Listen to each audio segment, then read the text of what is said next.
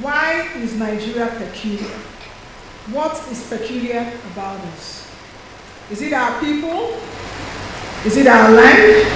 Perhaps, is it also the way we speak English? An English person will say, let me take for example, will say extreme. An American will say end. A Nigerian will say extreme end. A Briton will say nika. An American says shorts. A Nigerian will say shorts nika. A British man will say so. An American will say therefore. A Nigerian will say so therefore. An English person will say salon. An American will say barbershop. A Nigerian will say barbing salon. An English man will say £10. An American will say $10 each, £10 each. A Nigerian will say 10 naira. Perhaps have you all seen where our problem started? First, I would like to invite, as we proceed with this event, our host for today, the man whom you all have honored with your presence, the immediate past executive secretary of Nigeria Extractive Industries Transparency Initiative, author of the Act of the Possible, and founder Agora Policy, Mr. Waziri Ajis. Welcome remarks. Please give him a big round of applause.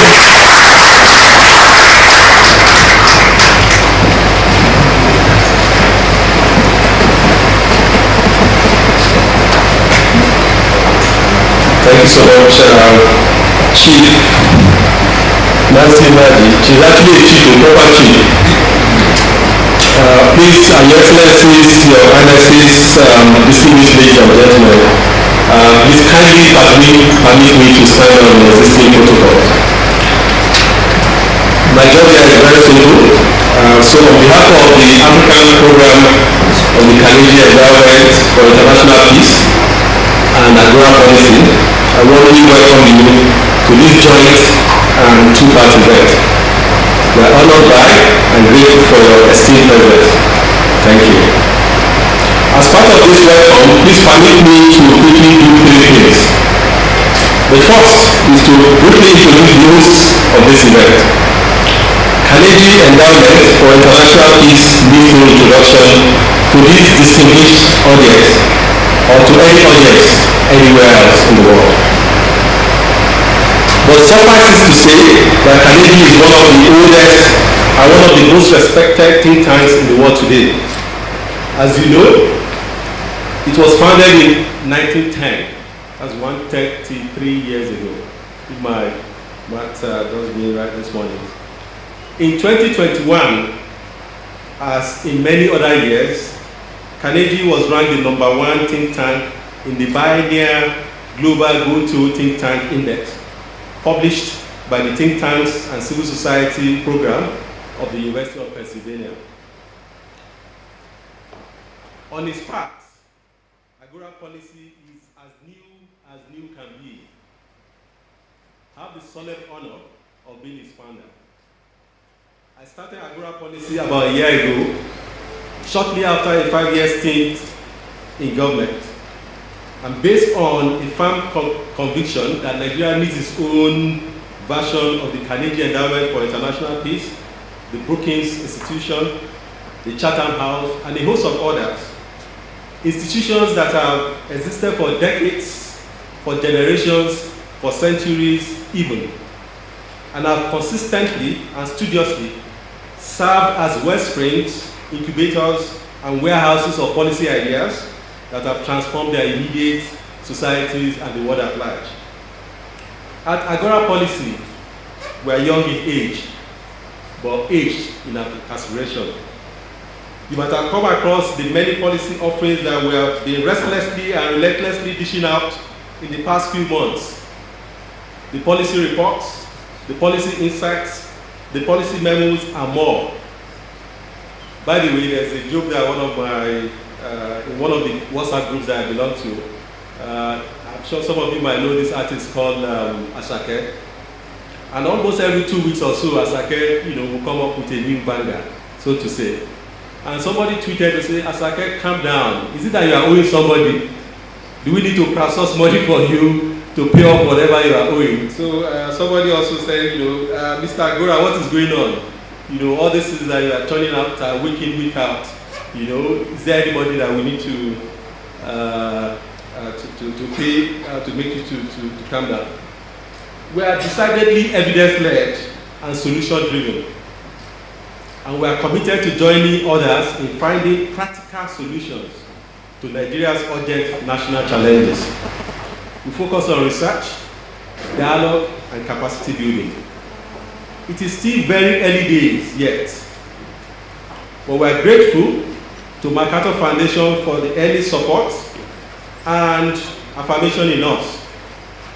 To our supremely talented resource persons, some of them are here, and to our esteemed colleagues in civil society and the media space for their invaluable support. And we are honored within these early days also to be invited by Carnegie to host this event. Thank you very much. My second task is to also briefly introduce today's event.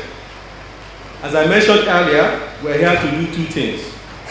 One, to present to the Nigerian policy elite the remarkable book by our sister, Dr. Zainab Usman,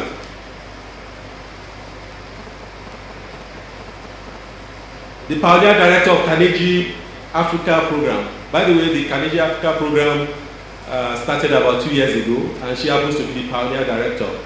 And she's been running almost faster than Ashake himself. So please, kudos for that. Zainab's book is a very important one, and please pardon me if I'm the one saying so. And she deserves all the accolades that she has been getting.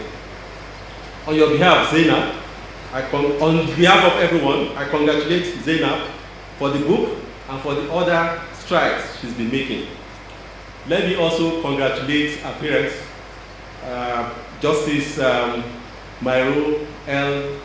Mohammed, retired, and that this is the joy of every parent.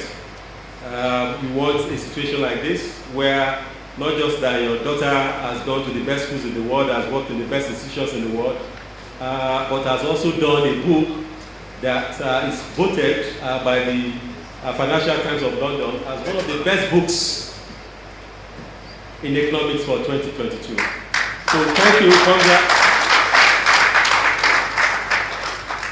So this book will serve as an entry point for the important discussion today by our eminent panelists.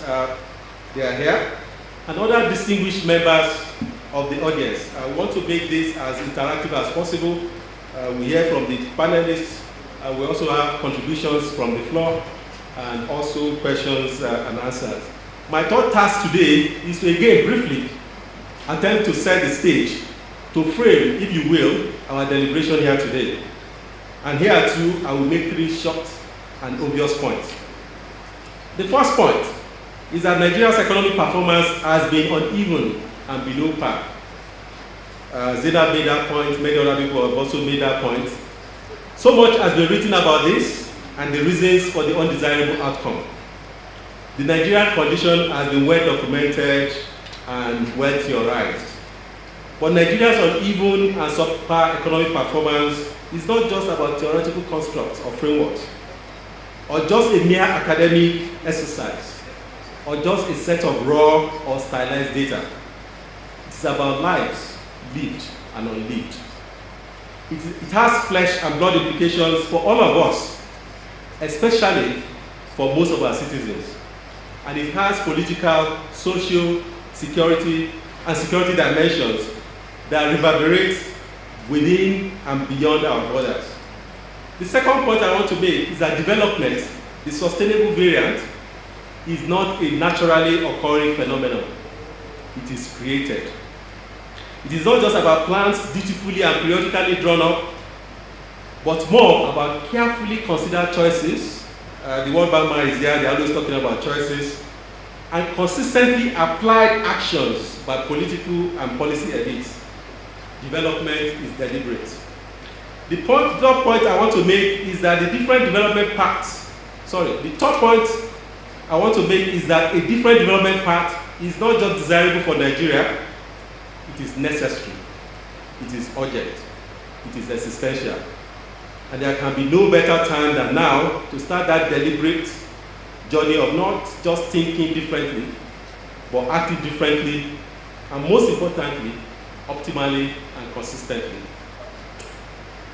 I personally look forward to an engaging and solution-centered deliberation today. There's a philosopher that most people here are conversant with, but who will remain unnamed. And he said something, one of the most memorable lines, that the philosophers and historians have merely, in various ways, explained the world. The point is to change it. So please, one of the things I hope we're going to do here today is that we go beyond the usual just causing the dark and moaning about problems to start talking about concrete solutions and pathways to Nigeria's progress.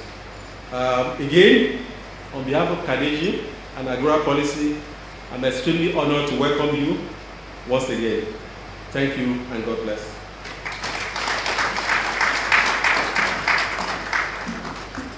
Please, can we make the applause a bit louder than that? Thank you very much, Mr. Adio, for that welcome remark. Let's just quickly do a few recognitions.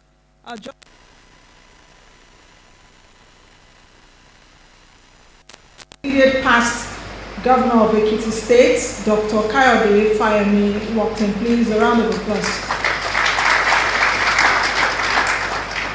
We also have here Mr. Dasuki Arabi, who is the Director General of the Bureau of Public Service Reforms, BPSR. Thank you very much. Without much ado, we just have to move ahead because I know that we started this event a bit late. We were supposed to be here for a bit less than 3 hours, so we'll try as much as possible to get the event rolling. Today's event, like I mentioned at the beginning, is a 2-in-1 event, like they say in marketing. Buy one, get one free. It's a policy conversation, it's also a book presentation. Our next speaker lives to do. She lives to write, she thinks economic and public policy. Her latest book, Economic Diversification in Nigeria, The Politics of Building a Post-Oil Economy, was chosen as one of the best books of 2022 on economics by the Financial Times, just like Mr. Waziri Adio mentioned. She was part of the prestigious Young Professionals Program of the World Bank. She is a public sector specialist. She has utilized her skills and worked on different issues such as policy reforms, social sustainability, natural resources management, disruptive technologies in countries like Cote d'Ivoire, Uzbekistan, Republic of Congo, Tanzania, Serbia, to mention a few, and also consulted for the Department of International Development, DFID. She had worked at the Blavaltic School of Government at the University of Oxford, where she also earned her doctorate. She is the co-editor of the book, The Future of Work. I've read that book, by the way. Your Excellencies, ladies and gentlemen, it is my pleasure to introduce the remarkable author of the book, Economic Diversification in Nigeria, The Politics of Building a Post-Oil Economy. Please welcome, with a resounding round of applause, a senior fellow and director of the Africa program at the Carnegie Endowment for International Peace in Washington, D.C., Dr. Zainab Usman. I want to be biased a bit. I think the ladies in the room will be prouder than this.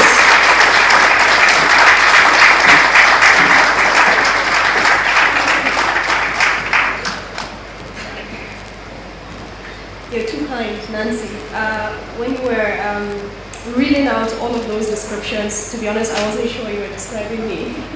I just remember spending long nights, early mornings and weekends working on this book.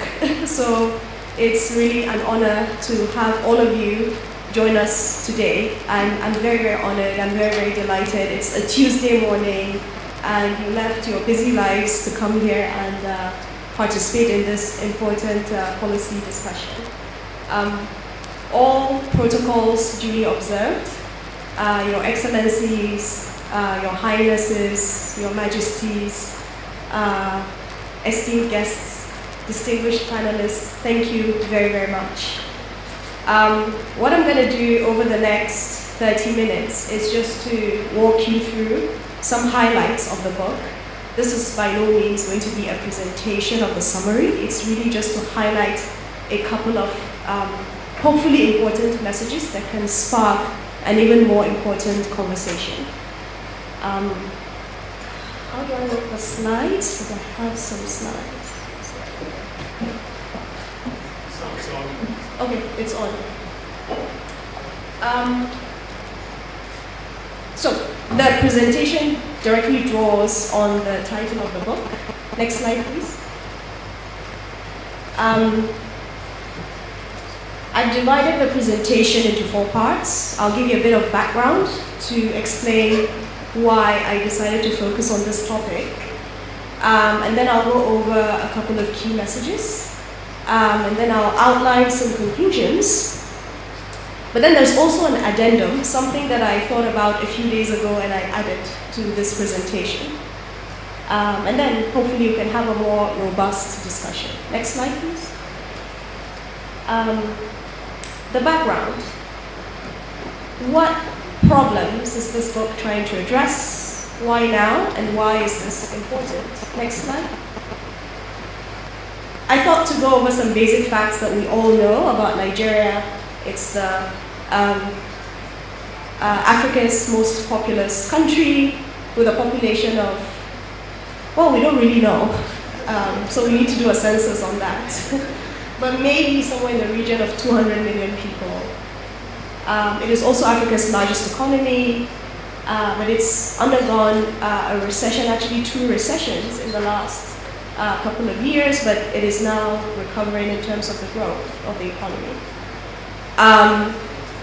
It is also a very entrepreneurial country, and I've worked in a number of African countries, in fact, a number of other countries around the world, and it's really striking to me how entrepreneurial Nigerians are.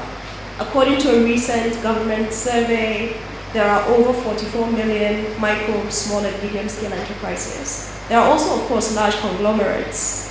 We have the photo of Aliko Dangote there, as in a sense an illustration of really what is possible in terms of the large enterprises.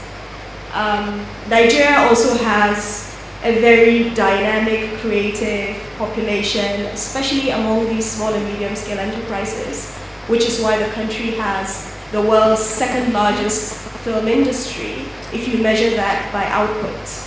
So it comes right behind Bollywood in India. But there are also other creative industries, the arts, music, etc. And then finally, and I left that for last, but I suppose it's one of the reasons why we're here today, Nigeria is Africa's largest oil producer. It produces somewhere in the region of 1.4 million barrels a day of oil, which is actually much less than the country used to produce in the early 2000s at around, I think, 2.4 million barrels a day. And it's much less than what the country has been aspiring to get to in terms of production at around 4 million barrels a day. And in fact, if you do the calculation in terms of global output, Nigeria today is around number 13 when it comes to oil producers, down from around between number 7 and number 10 in the early 2000s. And I will get to that in a bit. Next slide. So what is this book about and why? Why focus on this topic?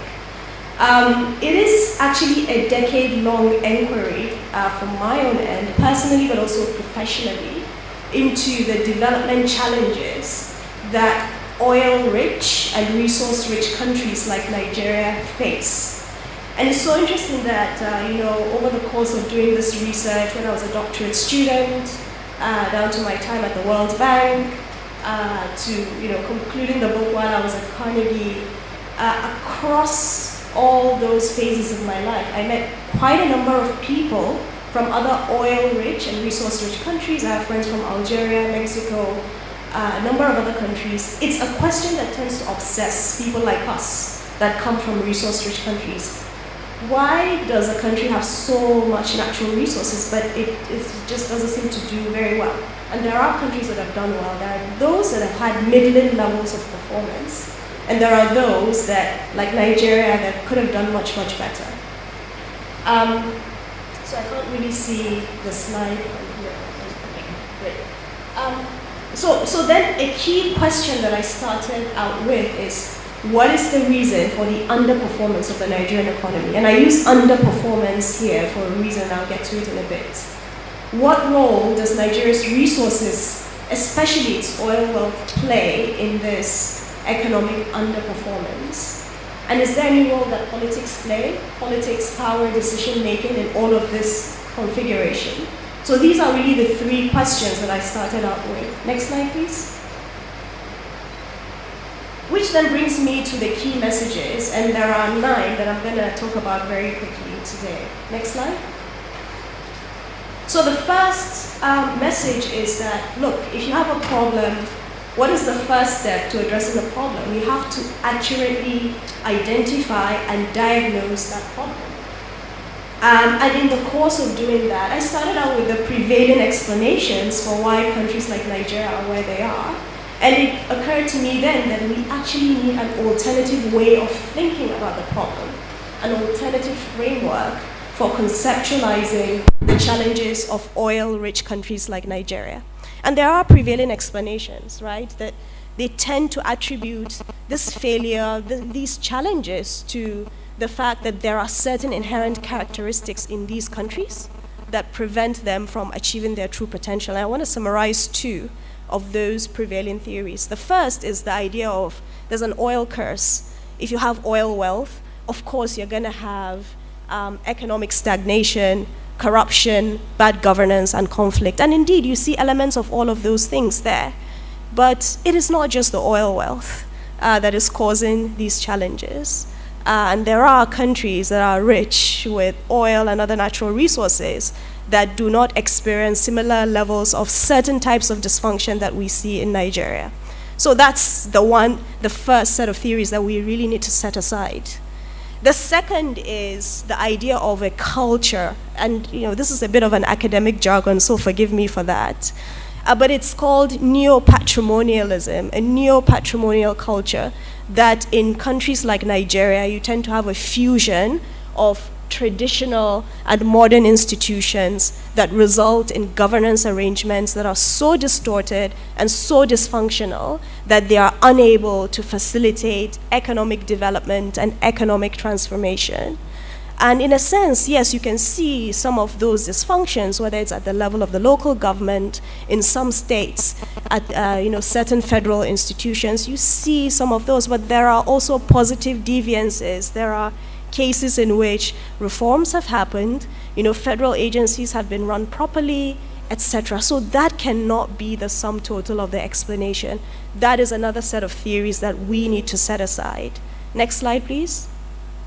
So if these prevailing explanations are not good enough, they don't really help us really diagnose and understand the challenges of economic development in a country like Nigeria, what framework should we use?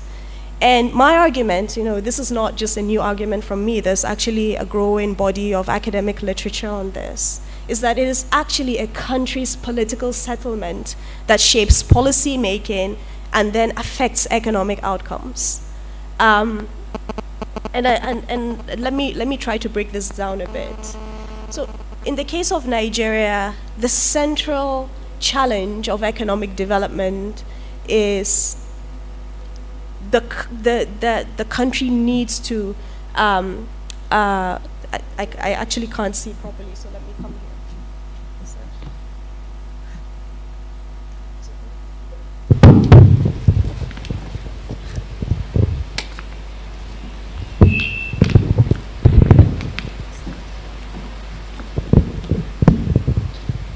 Yes, so I'm going to stand here. It is the country's central development challenge is the diversification and transformation of the economy. And this challenge lies at the intersection of politics and policy making. And you could say, yeah, well, but that's obvious. It is, but sometimes that's not how it's conceptualized. So you need to really be able to identify what the problem is. But then we get to the factors causing the problem or underlying the problem. And this is where we get to the political settlement. It is actually an unstable political settlement or an unstable distribution of political power among groups, among individuals in Nigeria. We can get to that in a bit more detail. That causes Nigeria's leaders to be in a perpetual state of crisis management. And this is not something that I'm pinning on any one administration or one person. No, it's something that has had remarkable historical consistency throughout the country's history. In this state of crisis management, the focus tends to be on reforms that are easier to do. They're not easy reforms, but they're easier to do. Macroeconomic stabilization, restoration of growth, selective public sector reforms, tax reforms. Those are things that when you're really, really desperate, you have to do them. They're easier to do than the systemic structural reforms that tend to be more difficult around the world. Land reforms, agriculture, civil service reforms. Those have not happened. Those are things that Nigeria has struggled with, even in the best of times. So as I mentioned, this has had remarkable historical consistency throughout Nigeria's history, regardless of regime type, whether it's military rulers or elected civilian governments as we've had over the past 20 years. Next slide, please. So I want to zoom in on what I mean by crisis management. This crisis management mode that prevents systemic long-term thinking around the difficult structural reforms. In the 1990s, Nigeria experienced what is called a lost decade of growth. And as you can see on the chart on the right-hand side of the slide, it starts actually from the year 1991. Growth at the time between 1991 until around 2000 averaged around, I think it was 1 or 2%. It was actually way below population growth, which is the flat line in green. Nigeria experienced a lost decade of growth at the time, and a lot of us remember the 1990s. They were very difficult. But then following the transition to democratic rule, there were reforms that started to happen. The balance of power became a bit more stable. And again, it's something we can discuss in a bit more detail, what I mean by balance of power. It became a bit more stable until around the year 2010. And at the time, growth recovered. And you can see the blue line on the chart on the right-hand side of the slide. Growth shot up. It actually averaged around 7% per annum until around 2010. And from 2010 to 2014, 2015, it averaged around 5% per annum. So what you find is you can, plotting. Even when policy reforms are implemented in a best case scenario in Nigeria, they are only able to drive growth for a certain period of time before that sputters, right? So when policy reforms happened in the early 2000s, and there are actually quite a number of people in this room that were part of that process, so maybe we'll hear from them. Growth at the time in the early 2000s was actually driven by non-oil sectors. If you do a rough, and this is just a rough decomposition of growth over that period from around 1999 until around the year 2019. Growth was largely driven by the non-oil sectors, as you can see on the left-hand side of the slide, while the oil sector itself, for actually nearly 2 decades, has been consistently recording negative growth. I just mentioned to you that oil output today is just at around 1.4 million barrels a day, down from around 2.2 or 2.4 million barrels a day in the early 2000s. So in sectors where we saw policy reforms, whether it's banking and finance, the liberalization of banking and finance, ICT, a bit of trade, and I will come to trade in a bit. I probably shouldn't have included trade there.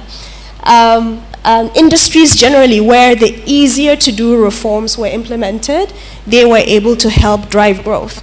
So the chart on the right-hand side of the slide shows that during this period, the share of oil in national GDP actually declined, right? So you can see oil is the area shaded in dark brown.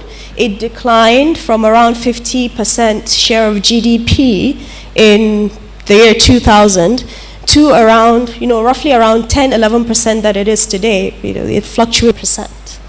So we've seen an actual, change in the Nigerian economy in terms of the gross domestic product. Next slide, please. But these changes that we've seen over the past 20 years in the Nigerian economy have actually not diversified Nigeria's exports and fiscal revenues, and this is really the crux of the matter, that Nigeria's exports are still overwhelmingly concentrated around the oil industry. It accounts for more than 80% of export earnings, as you can see on the chart on the left-hand side of the slide. The area shaded in green represents oil. The area shaded in blue represents non-oil exports. Same thing with government revenues. We've seen, a little bit of a rebalancing in that mix, but oil revenues account for still around 50% of government revenues. So which is why whenever there is some kind of volatility in global oil prices, everyone feels it. But people are not engaged in the oil sector. Most people don't work there, but people feel it through the mechanism of exports and government revenues. Next slide, please. Bringing me to my sixth message, and this is a fairly obvious point, but I think it's worth restating. This dependence on oil revenues is even more acute at the subnational level, the level of states in Nigeria, the 36 states. When I did this analysis, this was figures from the year 2018, but it broadly holds true with a few changes and variations here and there. And basically what it shows you is that only 2 states, maybe 3 or 4 maximum, are able to generate their state revenues from internal sources. Most of Nigeria's other states, so we're talking about, 32, 33, 34 states, overwhelmingly depend on oil revenue transfers, federal oil revenue transfers, north, south, east, west. The role of Nigeria's states is so crucial, and I worry that this is still a point that is underappreciated even among Nigerians, because it is at this level that people feel the impact of government. It is at this level that you're going to have some of the policy reforms that can facilitate growth and drive what economists call structural transformation. But there's a lot of work to do with respect to Nigeria's states. And the chart I have on the right-hand side of the slide, what I did was, this was in the year 2013, during the peak of the oil boom for Nigeria. There was another oil boom recently, but I don't think it was an oil boom globally, but it was not necessarily an oil boom for Nigeria. So I think 2013 is probably the peak for Nigeria. And at the time, the budgets of some Nigerian states actually exceeded the GDPs of some African countries. From Cabo Verde to Central African Republic, to the Seychelles, Comoros. So these states are very, very important, right? And we'll come back to this in a bit, but I thought to present this snapshot. Next slide, please. So what I also do in the book is I then zoom in on 2 states in Nigeria, Lagos and Kano.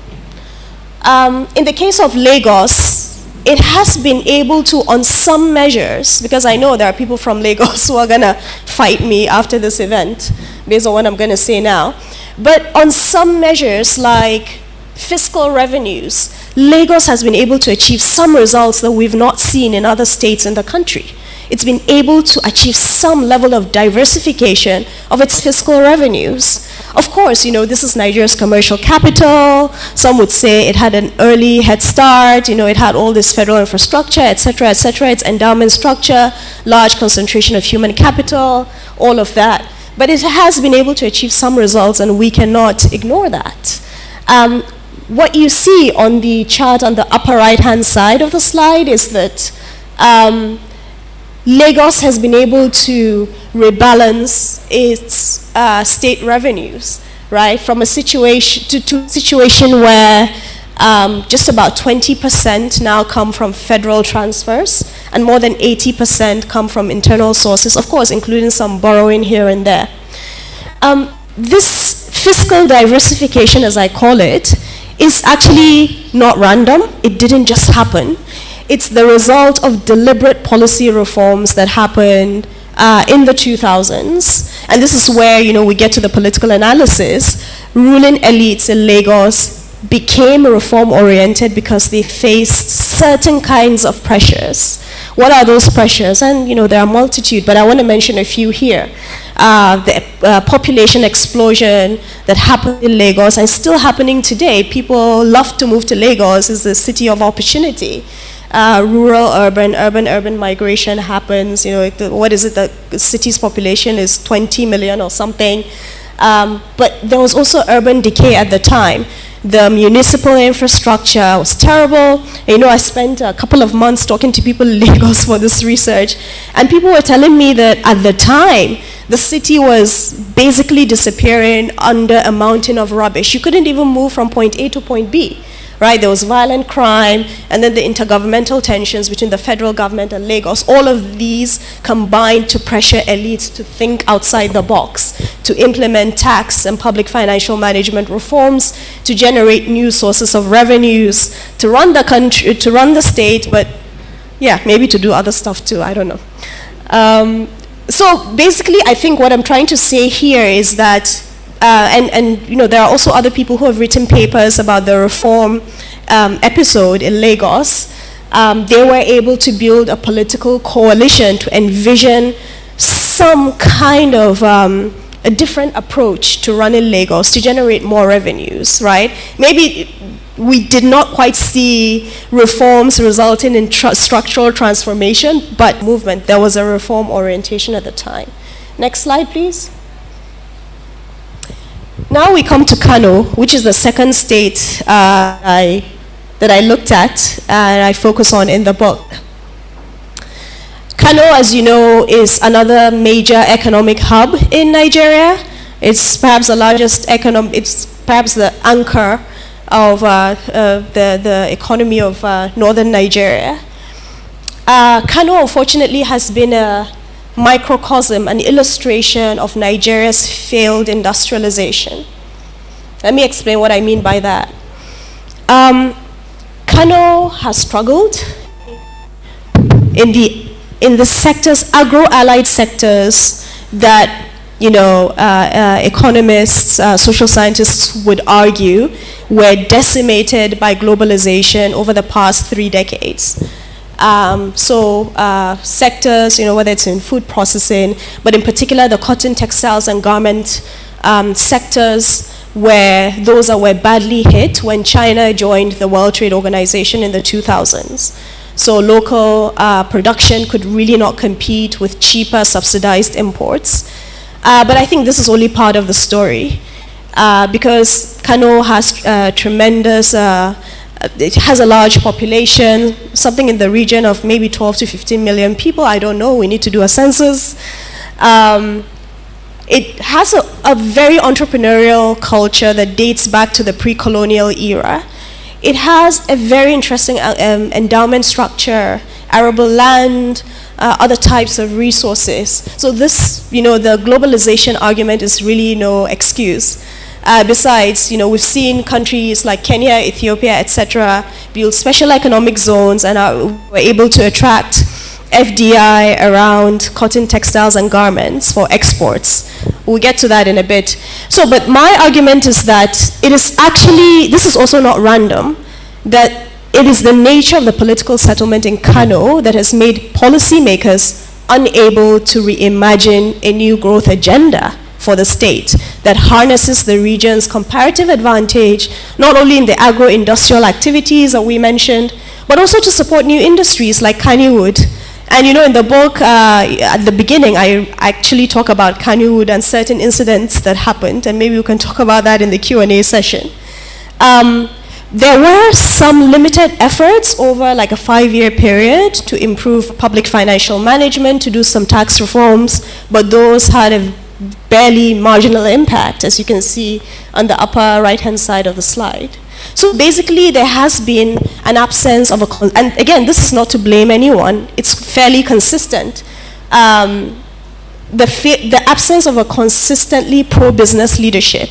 And again, I spent weeks in Kano talking to entrepreneurs, industrialists, the business associations, and across the board, this was what they said. The leadership, they just have a very tricky relationship, right? It's not antagonistic, it's not entirely supportive. So this has actually been to the detriment of Kano. And again, if we look at the comparative historical literature, whether it's from East Asia, other parts of the world, there has to be a very kind of dynamic complementary state-business relationship, and we've not necessarily seen that in Kano. We've seen elements of it in Lagos, we've not seen that in Kano. Next slide, please. So to put all of these together, get into my 9th and final point, Nigeria is neither a failed state, nor is it a developmental state. And let me explain that in a bit more detail. It is not a failed state that is doomed to perpetual economic stagnation, because reform episodes do happen. They can happen for 5 years, 7 years, even up to 10 years. It happened in the 1960s until the breakout of the Civil War, then in the 1970s for another decade, then in the early 2000s, and then we are where we are today. But it is also not a developmental state. And again, this is one of those academic jargons. In the literature, a developmental state is used to refer to a state that enables structural economic transformation.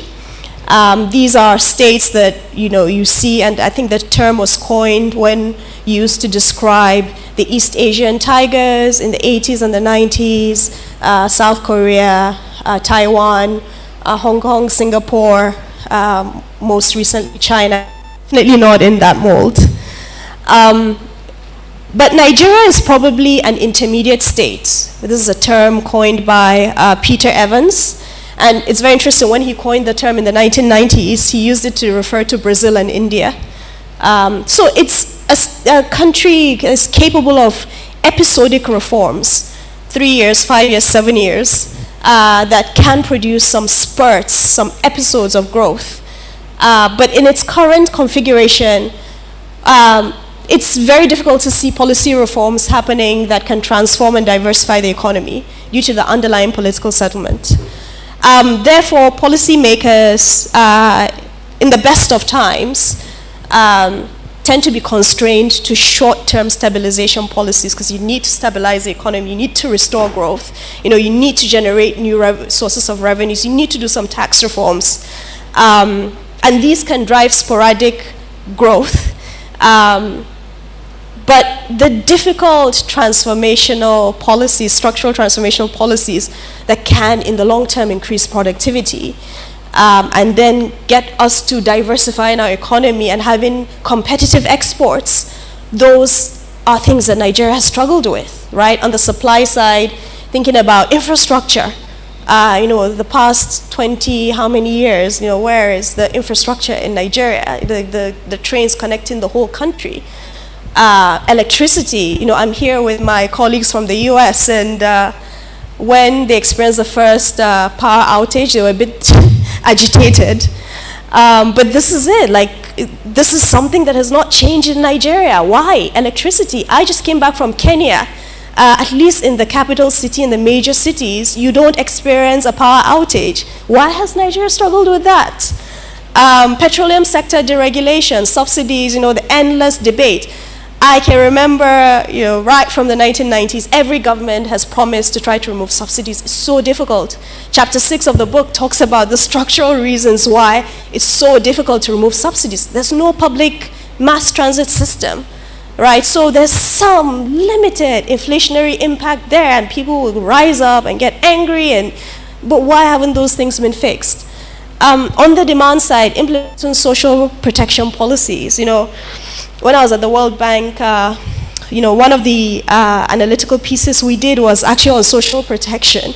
And that was when I realized that actually Nigeria lags behind even other African countries in the provision of social protection, social assistance, social transfers, behind countries like Ethiopia, Ghana, Kenya, Senegal. Then civil service reforms. No country transforms without an effective civil service that is dynamic, that is competent. This is something that Nigeria has struggled with. Every government talks about reforming the civil service. It never works. Right? So these are the kinds of difficult things that you need to do. If you look at the history of countries that have made the transition from poverty to prosperity, they have to do these things and more. But these are things that Nigeria has struggled with. But, you can see tax reforms will happen, transparency in public financial management, that will happen, but that's not enough. Next slide, please. So it brings me to my key conclusions, and I conclude the book on 5 points. I'm going to mention them very quickly. So the first is, and I want to step back a bit here and mention that in the course of this research, I had to try to find out, to the best of my ability, what the countries that have been able to make that transition, what they did well, how they framed their challenge.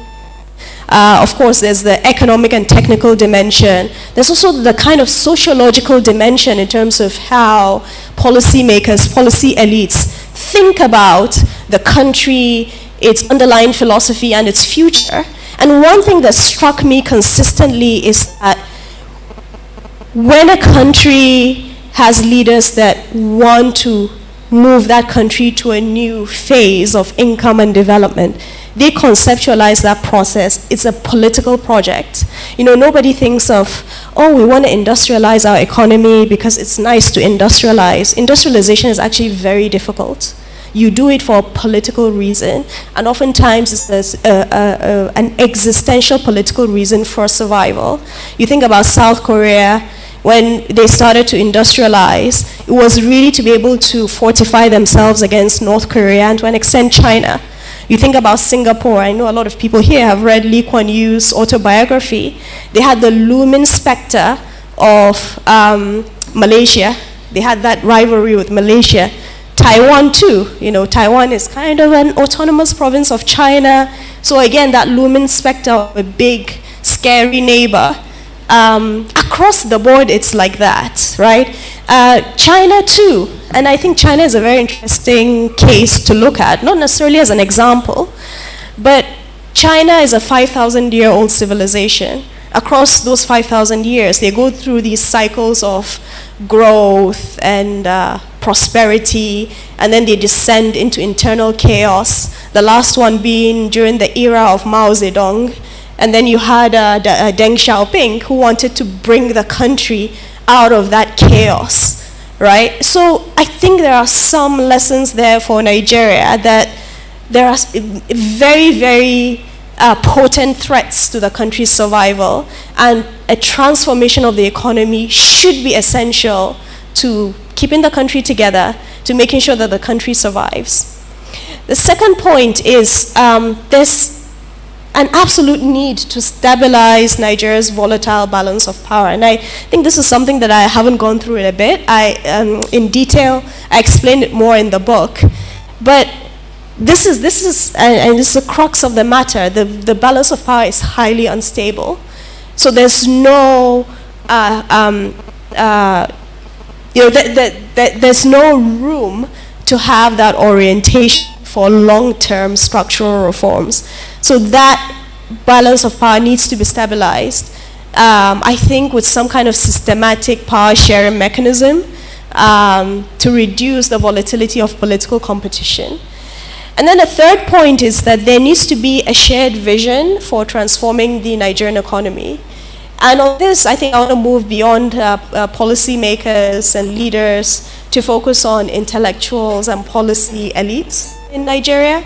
The quality of the debate is really uninspiring, to say the least. there hasn't been a debate for the longest time on the balance of the role of the state and the market in the country. That happened in the 70s and in the 80s. People were publishing all of these things. You don't see that now. What should be the appropriate balance of the role of the state and the market? How do the various regions and the endowment structure complement and connect with one another? Because that is how it is in almost every part of the world, whether it's France, whether it's the US, they have regional differentiations and specificities. How do you connect all of those to work together? Revenue sharing, things like that. And then I think the other ones are a bit easier, proactively tackling market failures. We know what needs to be done around infrastructure, digital connectivity, social protection, all of those, and prioritizing them, including, of course, civil service reforms. And then I think just for all of us, and this is perhaps how I started this presentation, we need to really update our mental models for how we think about the challenges that countries like Nigeria face, resource-rich countries. Next slide, please. And I'm going to conclude now. Sorry, next slide. Yep. So I decided to add 2 or 3 more slides that I call addendum. Because when I did the research for this book, and when I finished writing it, it was still kind of very internally focused, with the idea that if Nigeria is able to address this balance of power issue, is able to get on track with the difficult structural reforms, then you can start to see changes happening. But I think it's going to get even 10 times more difficult because the global economy is changing rapidly in real time as we speak. So even what was possible to do in the early 2000s will be incredibly difficult today. And I want to emphasize 2 of those shifts we're seeing in the global economy. The first is the low carbon transition. What is it? It is the fact that the entire world has to move economic systems and structures away from the carbon intensive model that we have today to one that is less carbon intensive, that generates less greenhouse gas emissions. As you know, we're all confronted with the challenge of climate change. So we need to reduce our carbon and greenhouse gas emissions. These are global discussions that are happening, and the imperative is very, very strong. A key sector that emits a lot of carbon is what? Fossil fuels, oil and gas. This is the source of Nigeria, the primary source of Nigeria's exports.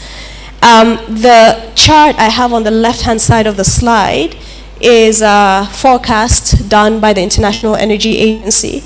And what it shows is that, as you can see, that reddish-orange area is oil, the demand for oil, which rose very, very rapidly throughout the 1990s. But it reached, they're arguing that it has already reached a peak. I don't think we're quite at the peak yet. We'll be there in a few years. But the point is, very soon that demand is going to start tapering, and then it's going to decline suddenly. As most countries are preparing today for that collapse in demand. And in fact, Nigeria has already started to experience certain kinds of changes in demand for its oil resources. Let me give you an example that I'm sure a lot of you know. In 2011 or 2012, the demand for Nigeria's oil from its major importer, the United States, collapsed completely when the US became sufficient with its own domestic oil production. Today, Nigeria's major market for its oil is India. But what is happening with India? India is now getting discounted Russian crude. It's very possible that the demand from India will start to shift, even before what we see there starts to happen, right? So this should be a new imperative for Nigeria to do things differently, meaning that you have to think of new ways. We have to think about export competitiveness of all of the dynamic things happening in the economy. How do you translate those into exports? What are the new markets? And the other chart there is that, while we're going to see a demand, collapsing demand of fossil fuels, particularly oil, less so gas, minerals called transition minerals, which are input to renewable energy hardware, such as solar panels, wind turbines, electric vehicle batteries, the demand is going to rise exponentially. For lithium, actually, according to the forecast, it's going to rise by more than 40-fold, over the next 2 decades or so. Graphite, cobalt, nickel, etc. Right? So these are the changes that are happening in real time today that will make things even more complicated. Next slide, please. I think the second one is, and this is why I said I was going to come back to trade. The trade environment, again, in real time, is becoming very turbulent, less open, because the major powers don't get along anymore. There are trade wars happening between the US, China, EU, also middle powers. And in fact, this graph on the left-hand side of the slide is an analysis done by Credit Suisse that shows that global trade as a share of global GDP has stagnated and is starting to decline, right? So even the idea of diversifying exports is going to be very difficult because you have to think of your export market. Countries are putting up tariffs, so it's just going to get really, really tricky. Investments too, FDI that people love to talk about, everybody wants to attract FDI to their states, etc. It's going to get really difficult. This is an analysis done by the IMF on the right-hand side of the slide. FDI is increasingly now being informed by political considerations, not economic considerations. Governments in wealthy countries are putting in place a lot of restrictions and a lot of criteria for capital to flow to other parts of the world. So things are going to get even more difficult than they were 2 decades. Next slide. And this is the final one. And I thought to conclude here because, given where I am based in the US, the work that we're doing on US-Africa relations, I think for me this chart is a huge tragedy, and I'll explain to you why. For the past 20 years, there has been this instrument called the Africa Growth and Opportunity Act. It provides duty-free access to the US market for exports from African countries, including Nigeria. During that time, Nigeria maximized its oil exports to the US until around, as you can see, the brown line representing exports to the US until around between 2010 and 2014 when the exports collapsed because the US had become self-sufficient in oil production. And it hasn't recovered. I just didn't want to, flood the place with too many charts because there are countries in Africa that have used AGOA. And of course, there are problems. They would tell you talk to the Kenyans, they would tell you, we should have done more, we need to do more. But Kenya, Ethiopia, Lesotho, South Africa, Madagascar, they have all been able to attract some FDI in special economic zones to focus on cotton textiles and garments that, have become moribund in Kano, which is why the globalization argument to me is just not good enough, because we've seen other countries do it. Nigeria did not make use of AGOA, despite Nigeria's vibrant private sector, large entrepreneurial base. Why is that? I think that this is a huge tragedy. And it's going to get even more difficult because AGOA is expiring in 2025. We've started discussions in DC on reauthorizing it, but we don't know if it's going to be reauthorized. So there might be another chance for Nigeria. But you had duty-free access to the world's wealthiest economy, and we didn't use it. So I'm gonna stop here. Sorry on this kind of depressing note, but I think these are the things that should be wake-up calls to all of us. Thank you.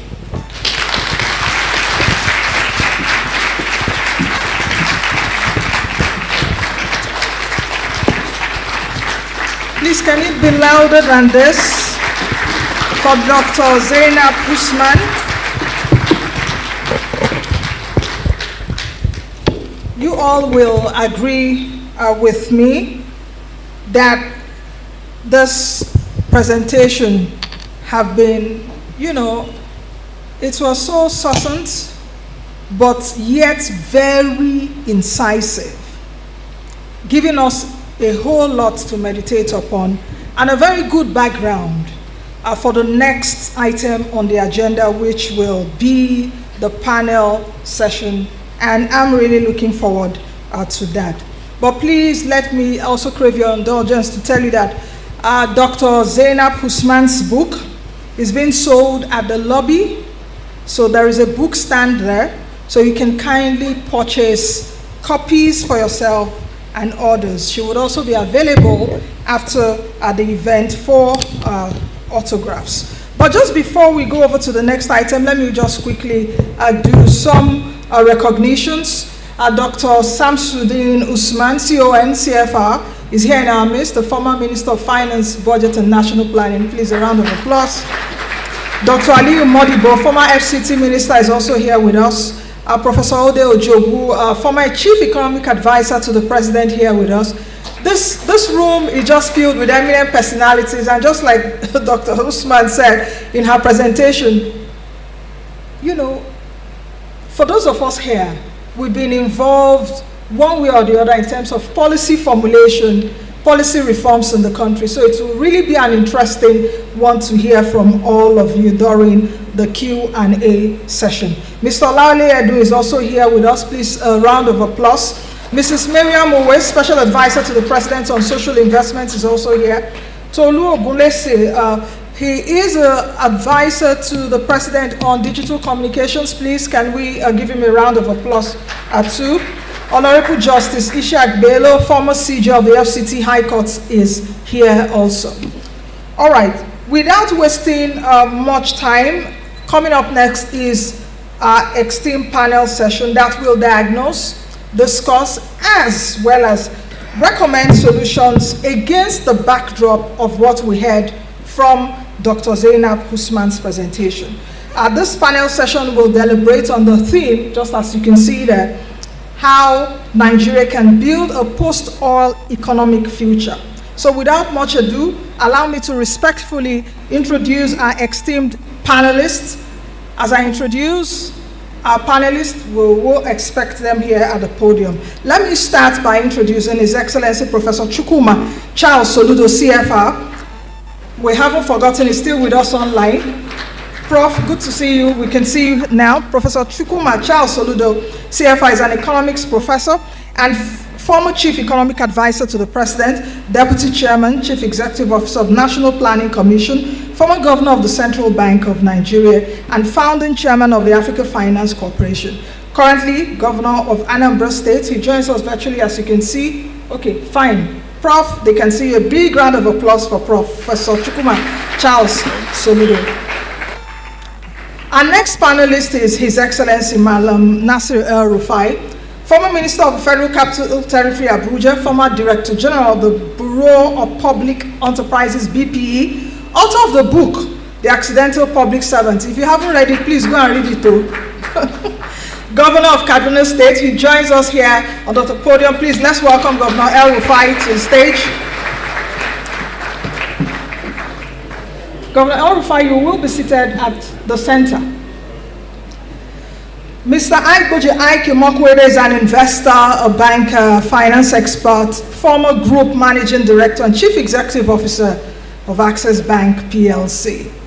Former chair of the Presidential Committee on the Verification of Fuel Subsidies. How can I forget that period? I won't. Author of the book titled Leaving the Tarmac. Have we left already? Chairman and founder of Coronation Capital and co-founder and chairman of Ike Mokwede Foundation. Please, a round of applause. Our next panelist is Dr. Shubham Shaduri, former World Bank lead economist for Indonesia and a longtime staff member of the World Bank. Dr. Shaduri holds a bachelor's degree from Harvard University and a PhD from Princeton University, both in economics. Prior to joining the World Bank, he was a tenured economics professor and director of the program in economic and political development at Columbia University in New York. Dr. Shubham Shaduri is currently serving as the World Bank Country Director for Nigeria, where he develops and implements the country's partnership framework, provide customized solutions and policy advice. Please, a round of applause for him. Finally, the last but not the least, Dr. Zainab Usman. I still need to talk about her again.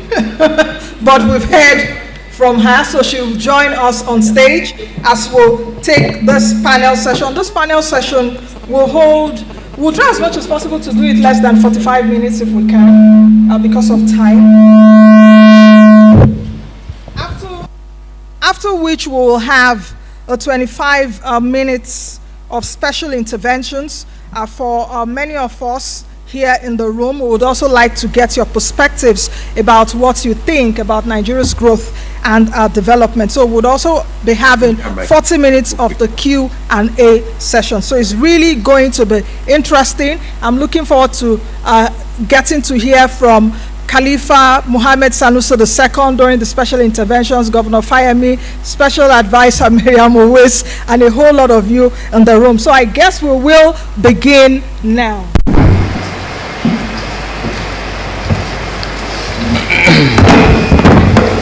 All right, I guess we will start with Professor Chukwuma Soludo.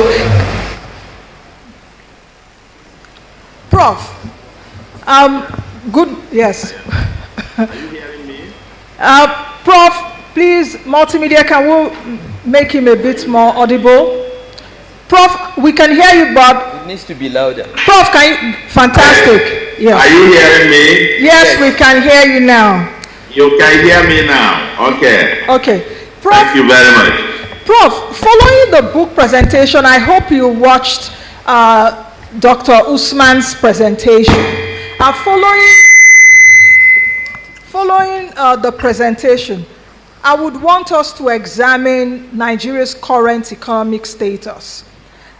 You've served in prominent roles, you know, in Nigeria policymaking over the last 30 years or more than that. First as a professor of economics, then as a president chief economic advisor, then as governor of the central bank, and now as governor of one of Nigeria's most important regional anchor states, Anambra State. My question is, what has Nigeria struggled with in attaining fundamental economic transformation? How have these structural transformation challenges evolved over time? And how have your perspectives on these challenges changed as you have held different positions? Now you're a politician. Before, you were in the central bank. You were a professor of economics. So have your perspectives also changed? Are you going to be talking to us as a politician now? So very quickly, Prof, and perhaps 2.5 minutes if you can, answer those questions. Well, thank you very much. I deeply appreciate it. Let me, first of all, apologize for my inability to join you all physically. I had some other engagements prior to this. And second, to come Zainab for this excellent book. I tried early hours of this morning to peruse through chapter 1, and I have listened to the presentation. And as I read it, I just keep saying to myself, this lady Sabi Buko, very exciting, quite frankly. And I recommend it to everyone. I'm looking forward to reading it, the entire thing. Quite frankly, as I peruse through that and listen to the presentation now, and myself, as this was going on, I just pulled from my shelf 3 or 4 of my previous books. I mean, about 15 books I have. One of them is actually the political economy of economic growth in Africa. It's about 2 volumes. I did it with, it was a global project that we did. The other is Economic Policy Choices for a Prosperous Nigeria. Of course, the first was published by Cambridge, Mass. It's 2 volumes, fat like that. This is for Nigeria, particularly published, almost addressing the kind of similar issues as here. And the third, because several of these have authors, I saw my co-authors referenced in the book by Zainab. One, the other is the politics of trade and industrial policy in Africa. And of course, our continent, our future, and so on and so forth. Going through this, writing about this, reflecting on this, not only in Nigeria, but around Africa and around the world, and coming also from Washington there, from even the sister institution, the Brookings, where Zainab is next door neighbor. I couldn't quite frankly agree more with Zainab, with the fundamental thesis about the challenge of economic diversification rooted in policy choices made within a country's political and institutional configurations. And I think that's quite spot on. And for me, as you said, you know, going through these 30-something years of being active participant in both the intellectual and policy-making arena, and now myself to continue to be part of the solution. And listening to this as well, each time I attend this kind of conference, I must tell you, on the one hand, I am participating in this one. I'm very happy that the conversation goes on. But also very sad that the diagnosis, in my own experience over these years, remain the same.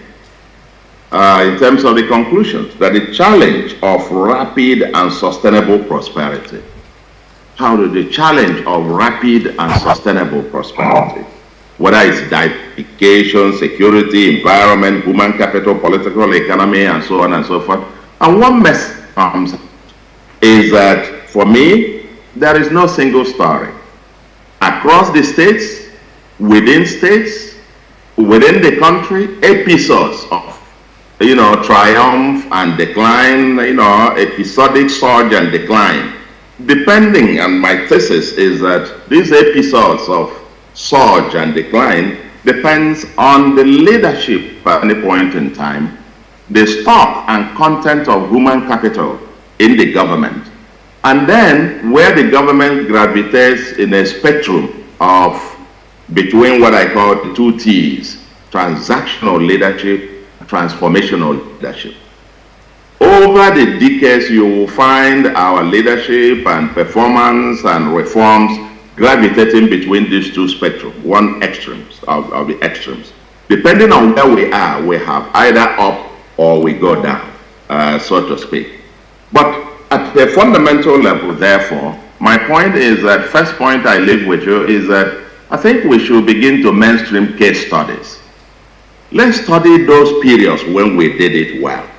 And I saw copious references to a time I can recognize, and Malam, my brother Malam Erufai, was also in government. Copious references to the reforms we did there, banking system, telecom, and so on and so forth. And the economy grew on average of 7% year in, year out over the entire spectrum. Why did it happen? Even that time also, we managed, despite rises in oil prices, to break what can be considered a world record of maintaining an undervalued, really effective exchange rate.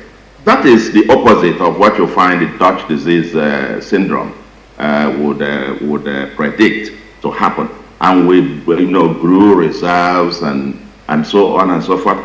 So we need case studies of when it worked to understand why and how it worked, the kind of leadership, the kind of team, and the kind of orientation that made it work in spite of all the Nigerian and all the other things that we say.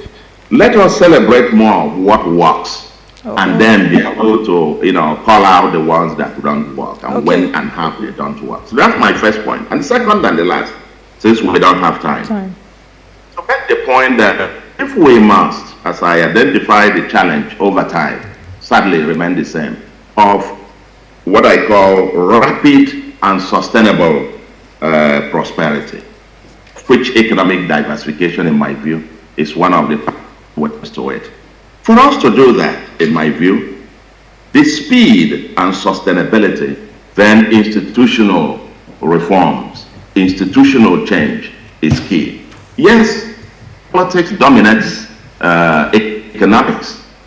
We know that. If we don't tame the politics, if we don't produce what I call productive politics, rather than the consumption-oriented, almost rent-seeking kind of distributional politics that has dominated over time, we're not going to be able to achieve both speed and sustainability. For example, I believe that And that's part of one of the many lessons from these books that I reference in terms of my previous works and the involvement in government, is that institutions can define and circumscribe politics and hence policy choices. Problem is our oil rent. It's about the institutions we've designed around it, and I will share one with you. For example, we have diagnosed and diagnosed and diagnosed. The problem now is to change it. And let's start from somewhere. And Zainab, I'm sure, as your intellectual level in terms of how, it's not, our major problem is not much about what is the problem. It's to do, but how now to do it, dealing with the politics of it. How do we tell politics?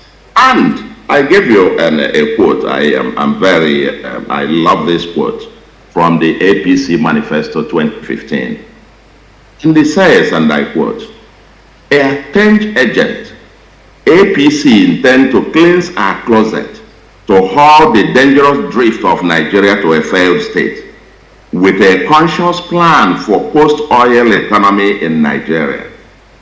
To achieve this laudable program, APC government shall restructure the country, devolve power to the units with the practices of federalism, and eliminate unintended paralysis of the center."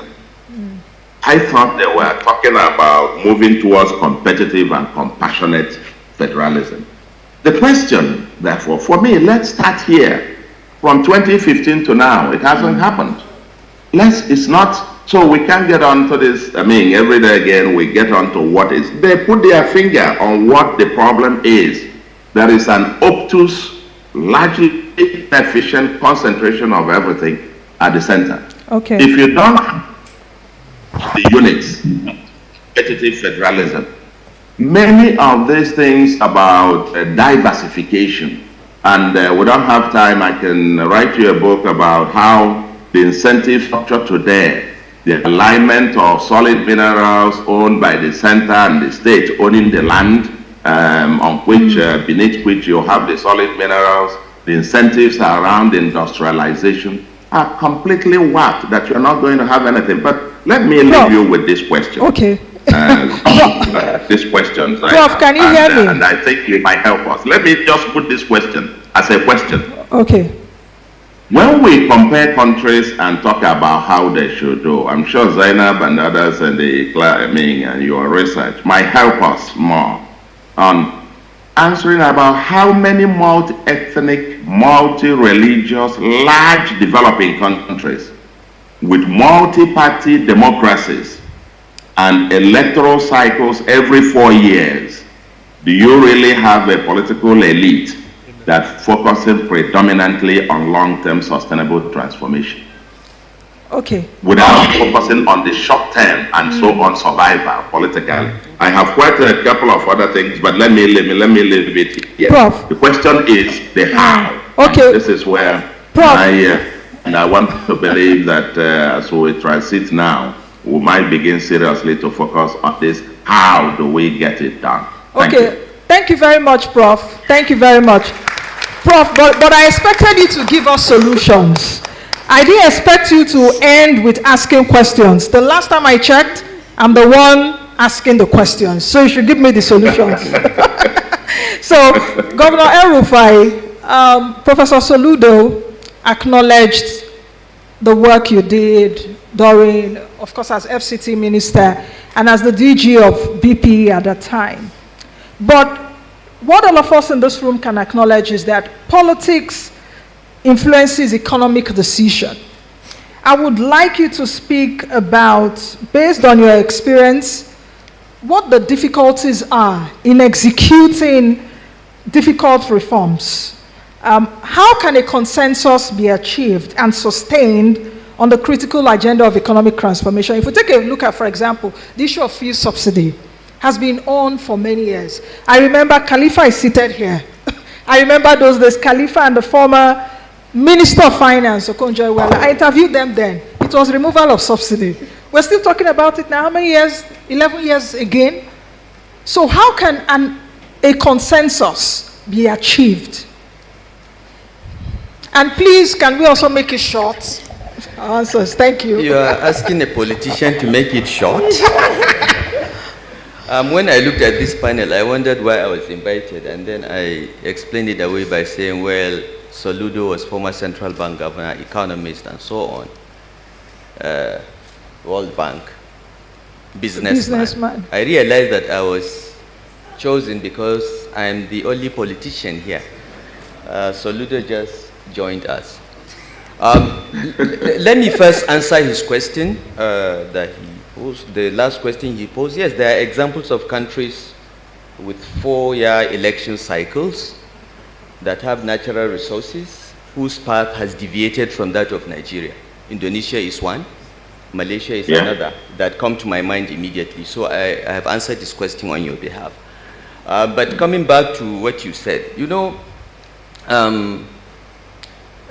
Zainab's book is perhaps, in my view, the most important book about the Nigerian economy in the last 1 or 2 decades. It truly looks at the problems, and as Professor Soludo said, you know, she's right on the money. She got it. It's all politics. Politics trumps everything. And if you don't have the proper political settlement, it becomes extremely difficult to have elite consensus, to have long-term plans that everyone will buy into across party lines and so on. And it just becomes, you know, based on accidents and luck. I was part of that one accident that everyone is talking about, the second term of Obasanjo and the aftermath, when we exited London and Paris clubs, we averaged 7% annual GDP growth for a long period.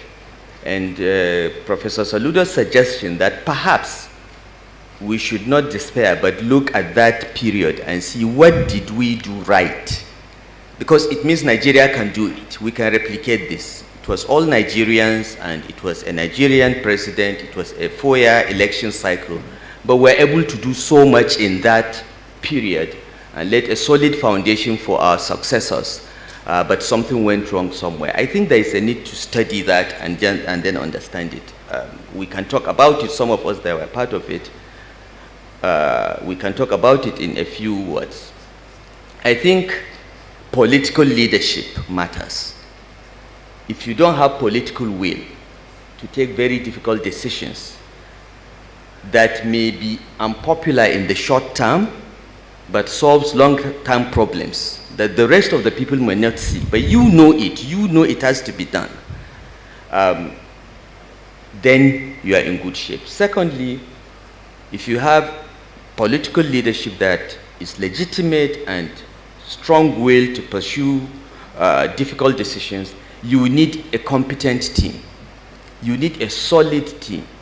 The Nigerian cabinet consists of something like 40 ministers. You don't need more than 10 solid ministers to move the entire cabinet along.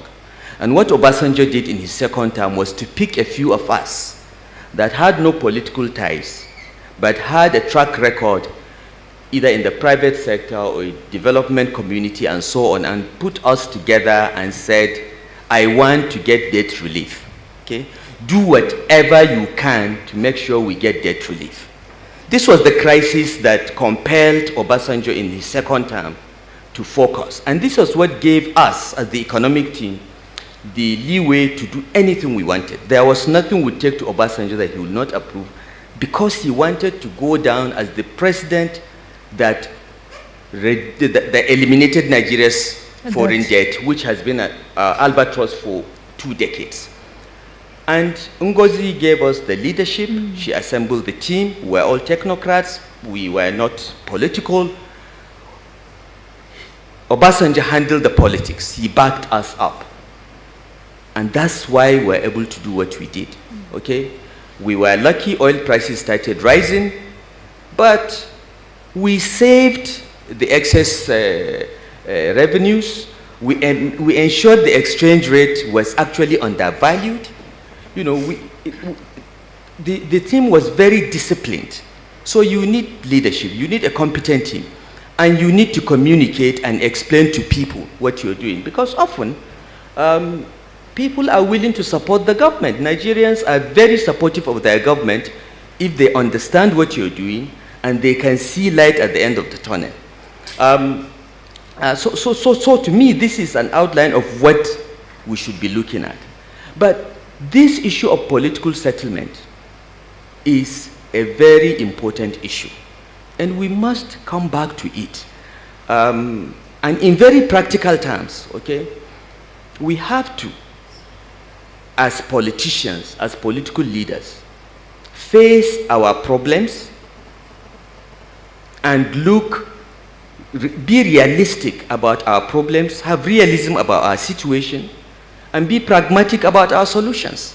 And then we should agree across political divides, focus on those solutions, and just get on with them while explaining to the people what we're doing, why we're doing what we're doing.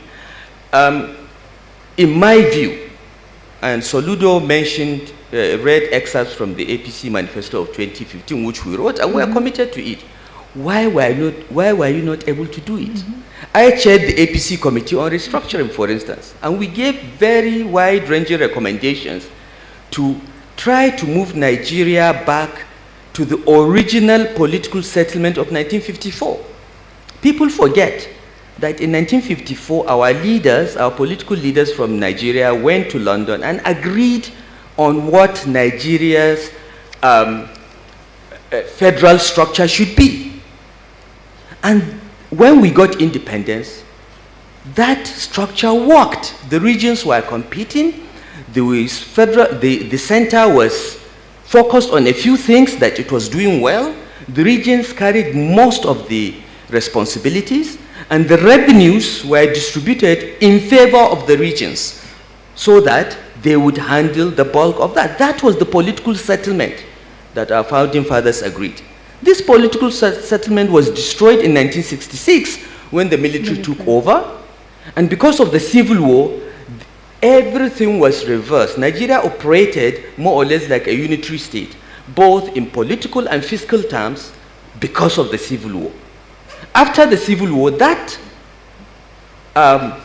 unitary status was never reversed because the military kept ruling and kept preserving that status. If Nigeria wants to have a political, the kind of political settlement Zainab is referring to, that will enable us agree on certain things and work on them no matter what, we have to go back to that political settlement of 1954-55 and devolve more power, responsibility, and revenues to the states, and narrow the size and scope of the federal government to things that it can do very well on behalf of the federation, and leave most of the responsibilities to the states. Okay? And we made recommendations that will move in that direction in 2018, but somehow, again, because of political will, it was never implemented. In my experience in public service in the last 20 years, the biggest impediment to implementing policies or even formulating sound policies and so on is the nature of our politics. Okay? We have a political culture that has no regard for public service, that's driven by pursuit of personal interest, and most of the time, okay, enrichment of my state or my ethnic group is a toxic political culture that has developed. And until we find a way to address it as politicians, some code of ethics that should at least say, let's agree that education is important, health is important, infrastructure is important, and we should not be spending 10 times the amount of money on subsidy, for instance, than we are spending on health, education, and infrastructure combined.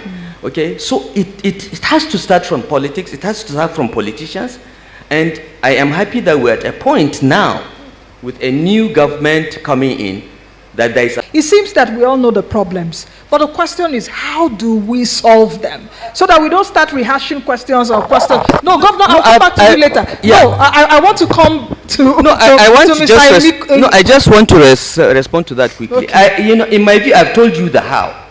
Okay, the how is, let's look at what happened in 2003 to 2010.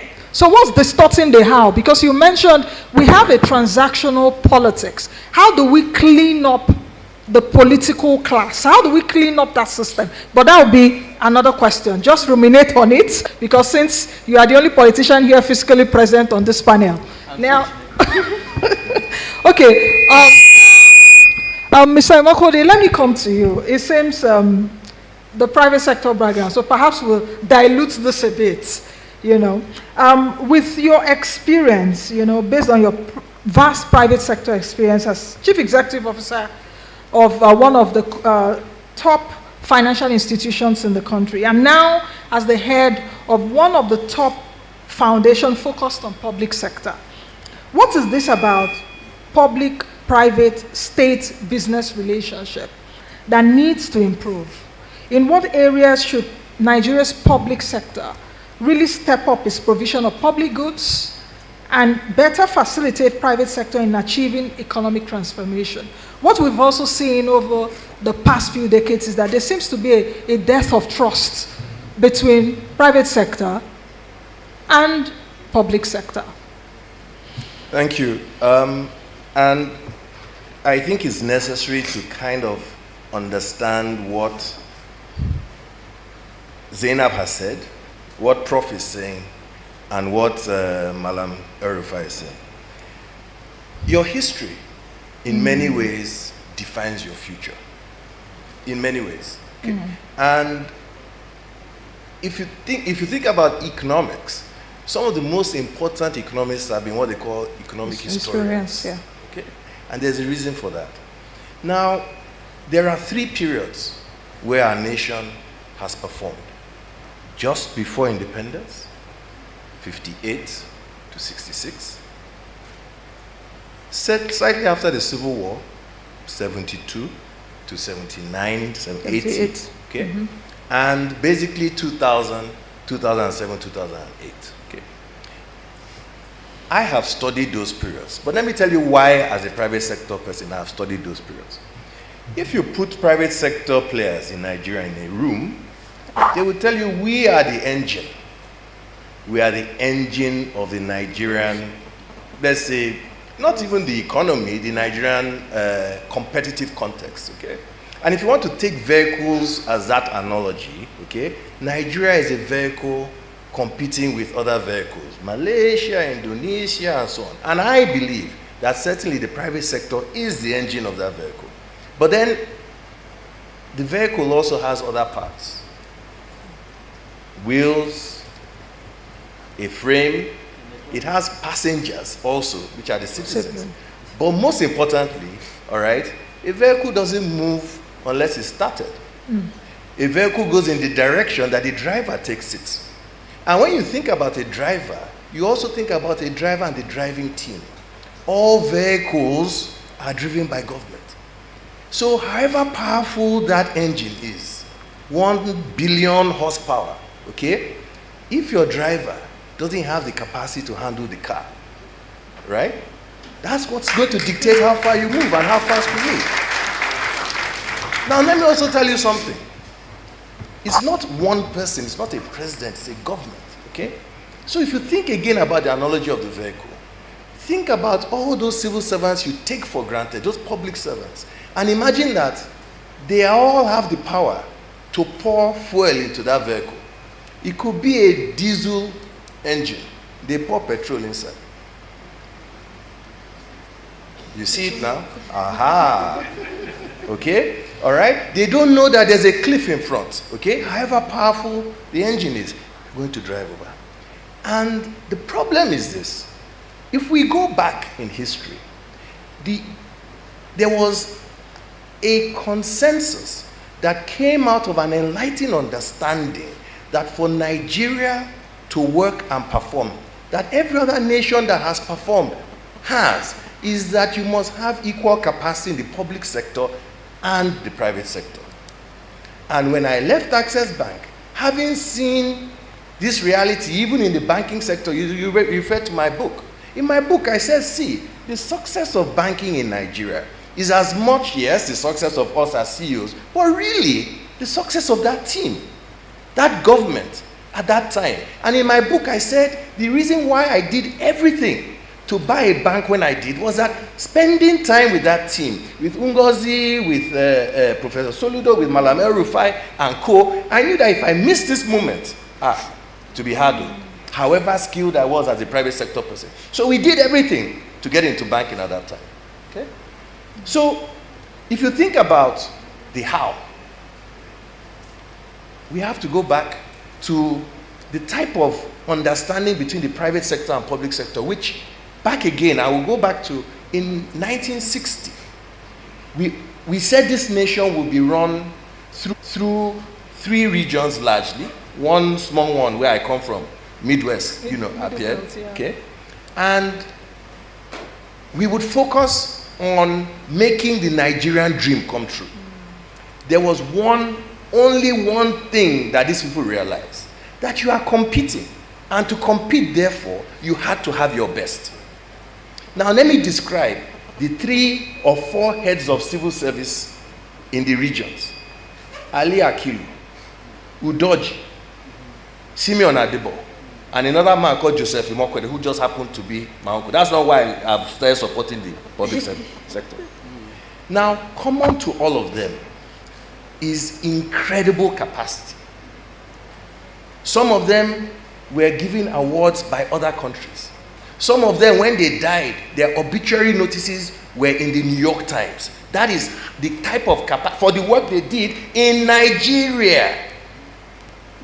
Now, when you think about the Western region and how it developed, if you see the numbers of outstanding men and women developed by Simeon Adebo, come to the north. Have you heard of the name Ali Akilu? Yes, I have. Okay. London School of Economics. I mean, this is a wonderful, talented man by any global standard. How will Nigeria? The power to be was a Kano man. The power to be was a Kano man. Everybody in Kano came here. That's what happened. When we made the rentier economy more important than the real economy. When our priorities were no longer who is building textiles, who has the cotton mills, who has the tanneries in Kano, and more about who is going to get the next contract. Okay? And that's what we celebrated. That's our nation today. Now, can we fix it? Of course we can. Do you know why I think we can fix it? Okay? Nigeria is the most blessed country in Africa, given our people. Okay?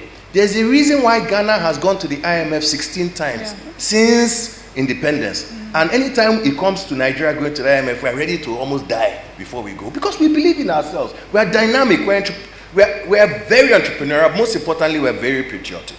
So what you are hearing from these speakers before me is that we have a new government come May 29th. The only way that government will perform is if we go back to those roots in 1954 that he spoke about, where merit, okay, in the interest of this nation flying or that vehicle competing better than all the other vehicles is what determines how this government that comes in will be run. I thought I would get a round of applause for Mr. Eltimokede. Thank you very much. Now let's come over to Dr. Shaduri. The World Bank is one of Nigeria's important development partners. In fact, your motto is fighting poverty. Over there in Washington, you see it on the floor. And sometimes when I pass, I'll be like, how long have the World Bank been fighting poverty? Over 70 years. I hope you're so successful. But you assist Nigeria in many analytic outputs like the Nigeria Development Update, the Country Memorandum, and all of that. My question to you is, what type of policy reforms have proven the most difficult for Nigeria to implement? I see Shubham is winking at me. Nancy, you want to ask me that question? What type of policy reforms are really difficult for us to implement in order to diversify and restructure, like Governor El-Rufai mentioned earlier, based on the analytical output as well as the advisory work that you've done? Are there comparator countries such as Indonesia, Brazil, India, that we can learn from? What have they done that would also make us overcome some of these reform constraints? Thank you. Thank you, Nancy. And thank you, Zainab and Waziri, for including me on this. I mean, I'm actually wondering. Governor El-Rufai said he's wondering why he is. He's just being modest. I truly am wondering why I'm here. I mean, in part, look, usually the World Bank is brought in to provide this international experience, but I want to note that you've done that in the book and in the presentation, and you were at the World Bank at one point. So, but let me turn to the question that Nancy asked. Look, I can answer that question in technical economic terms, or I can answer that in more political terms. So okay. Let me take the first, technical economic terms, and let me just take two countries as points of reference. They happen to be two countries that I know the best. I'm from India, so I know India, and I spent 5 years in Indonesia. But I also think that those two countries, India and Indonesia, are in some ways the best kind of comparator or peer countries for Nigeria in terms of being large, ethnically, religiously diverse, noisy, multi-party democracies. Indonesia and Nigeria are even closer. You know, they have a similar history of 30 years of military rule, a transition to, you know, this noisy democracy in the late 90s, etc. So those two countries. In economic terms, at some point in both Indonesia and India, two basic facts or kind of realities of policymaking and development, I think, were agreed on by the elites. One is macrofiscal, kind of core macrofiscal management. In Indonesia, this was triggered. There was a period of that in the military rule during the Suharto era, but more than anything else, it was triggered by the 1998 Asian financial crisis, where Indonesia had to go to the IMF. And that was at the national level, whether or not people supported Suharto or sympathized with him, this was a thing as a national trauma. And since then, if there's one thing that the political elites agree on, it's the need for proper macrofiscal management. Does not mean, you know, everything's solved, but that one thing that we are not going to get into that kind of macrofiscal crisis again is something that's shared by all the elites.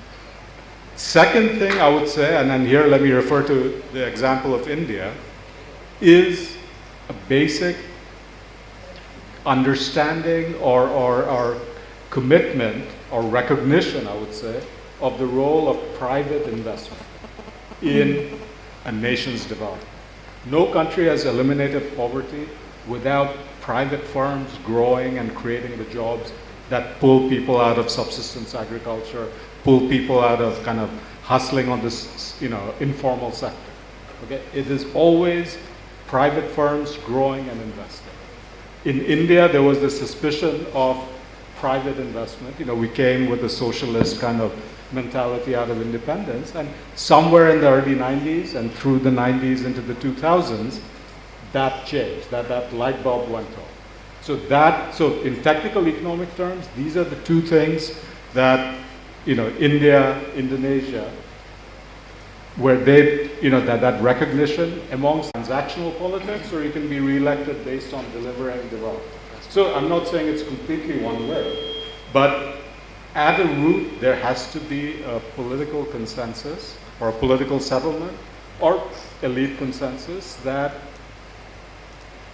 everyone, including the elites, will have a bigger piece of the pie if the national pie grows.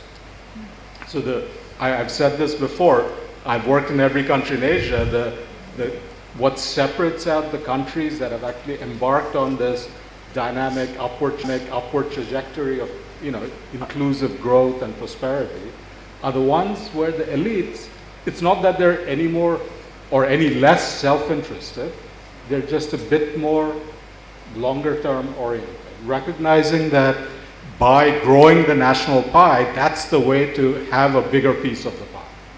Okay? And that requires trust amongst the elites. So let me end with this. It's ultimately a political statement. You know, people talk in Nigeria about the trust deficit between the state and the citizens, or between private firms and the government. I think the most fundamental trust deficit is within the elites. Okay? All right? Because we are in a situation where in economics we call it tragedy of the commons, which is a situation where within a community everyone recognizes what's the right thing to do, what will benefit everyone, but if any one person tries to do the right thing and the others don't follow, then they're going to be worse off. Okay?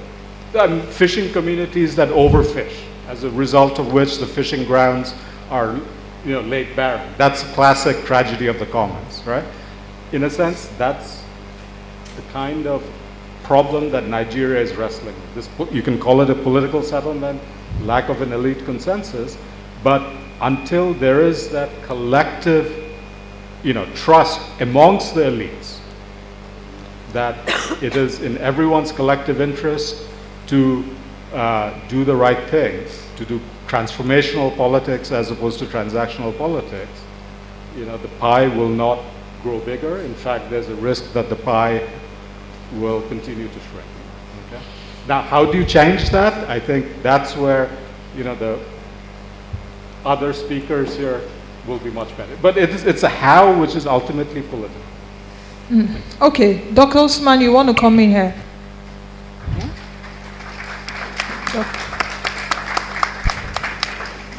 Is it on? Okay. I just want to respond quickly, and by way of thinking about solutions, I think I want to reflect on just my experience doing this research and what I found. Going through, you know, I did archival research. I read a lot of the pre-independence and post-independence policy documents, speeches. You know, there are people I spoke to, people who have played roles in the 60s, maybe not 60s, it was 70s, 80s, etc. And what stood out to me, this idea of, you know, whether it's a consensus or the political settlement, it's not that it has not existed, it's just that even when something is forged, it does not endure. It breaks down, it becomes fragile, and then yeah, we end up having what we have. And so the key question is, and I don't know if anyone else in the audience can come in during the Q&A session to talk about why is it that there tends to be these military consensus, and I talk about it in a lot of flack, and I started off that way, but then down the line, I started to have some sympathy for some people, the challenges they face. You had a country collapsing, what were you going to do? Right? You could also argue that some of them played specific roles, but you know, you just had to and this is the thinking of the military, kind of bring everything together under a central command, and that held for a certain period, and then it collapsed, right?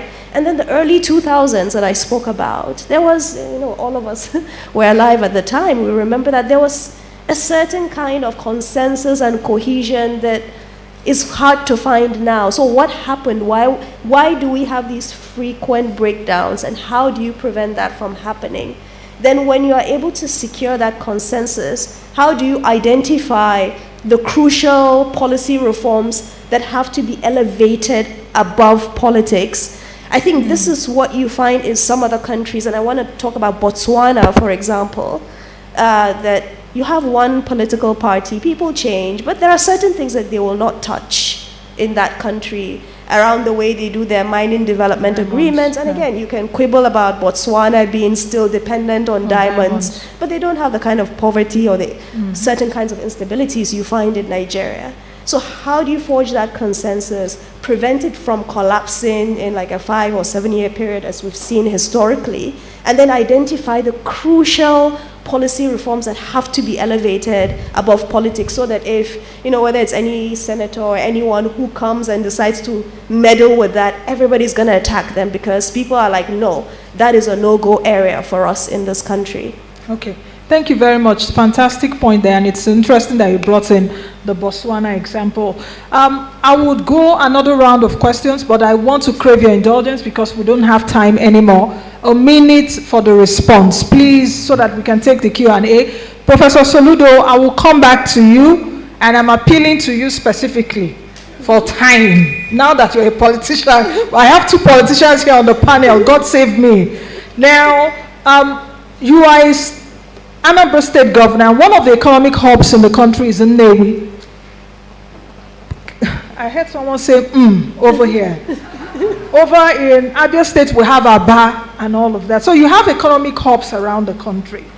What is required rapidly activity in order to build these businesses, these clusters, make them internationally competitive and provide good paying jobs for millions of young Nigerians? You see that even some of the products that are made in perhaps Aba, Nnewi, fantastic products, but they will put it made in China there. They can't even put made in Aba or made in Nnewi. So very quickly, Professor Soludo.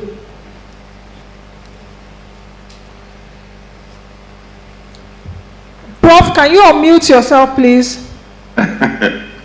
Oh. Yes, we can hear you now. I'm muted. I don't. Yes, we can hear you now. Are you hearing me now? Yes, we can, Prof. You can hear me. Oh, thank you very much. I said it's a very long question with you want 1 second answer. I want to say Nnewi, for example. Nnewi is one of those paradoxes and tragedies of the country. And it's an illustration of, and a case study of where firms, private sector have tried to industrialize in spite of government. Then the octopus weight of government, try to constrain them to what I call a low-speed trap, equilibrium as it were. That's national tragedy. What has been missing, and why Nnewi is where it is that there has been a lack of a national strategy for export-led industrialization. We don't have the strategy, and there is no focus on that. The infrastructure that you need to do that, access to long-term finance, the macroeconomic environment, and the power sector, and everything else. We need deliberate strategy for export-led industrialization. And that's kind of, if you begin to have an institutional framework, let's have the El-Rufai's committee, that is what I call the minimalist, the recommendations of that committee. Is minimal that will require to begin to unbundle and make transactional politics less attractive and concentrated at the center. And then you can unleash the potentials at the base. Even from Anambra, we're doing everything. There is the federal government has signed up with us on automotive in the government for over 6-7 years now. It's still in the books. It's still yet to come. And the state is constrained because the federal government is overlooking over there.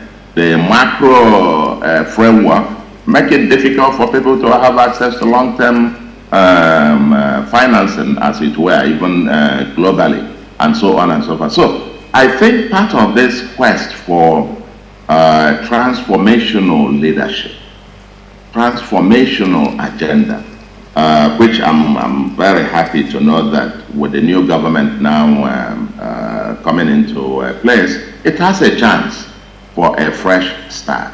And it has to start with assembling the team and getting to work on this institutional line that unbundles and tries to, if you like, devolve several of these powers and concentrations at the center. You can't run Nigeria or everything from Abuja. It's impossible.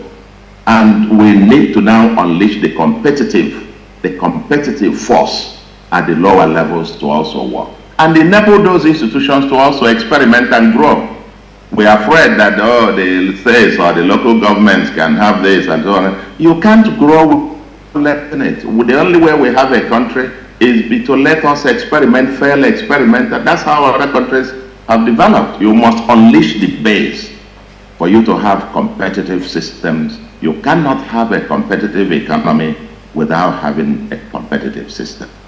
And for me, that will be the beginning point to getting NEWI and getting all the other such clusters and so on and so forth to get on a path to sustainable development, sustainable transformation, long term.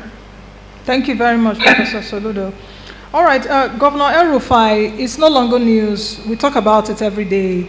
Rising public debt with the securitization US dollars.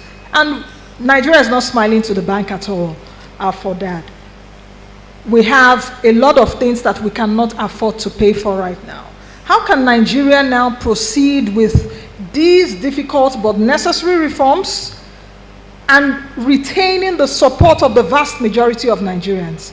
Because we did mention earlier that there needs to be communication, there needs also to be trust between the government and the citizens. You also talked about the political class. What will really be the incentive, for heaven's sake, for the political class to lead us right? Like Mr. Igboje said earlier, if you don't have a good driver, the car will not go anywhere.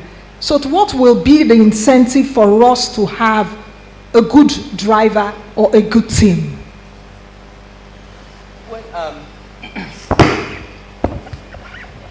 I gave you the example of 2003 when President Obasanjo said, I want debt relief, do whatever it takes.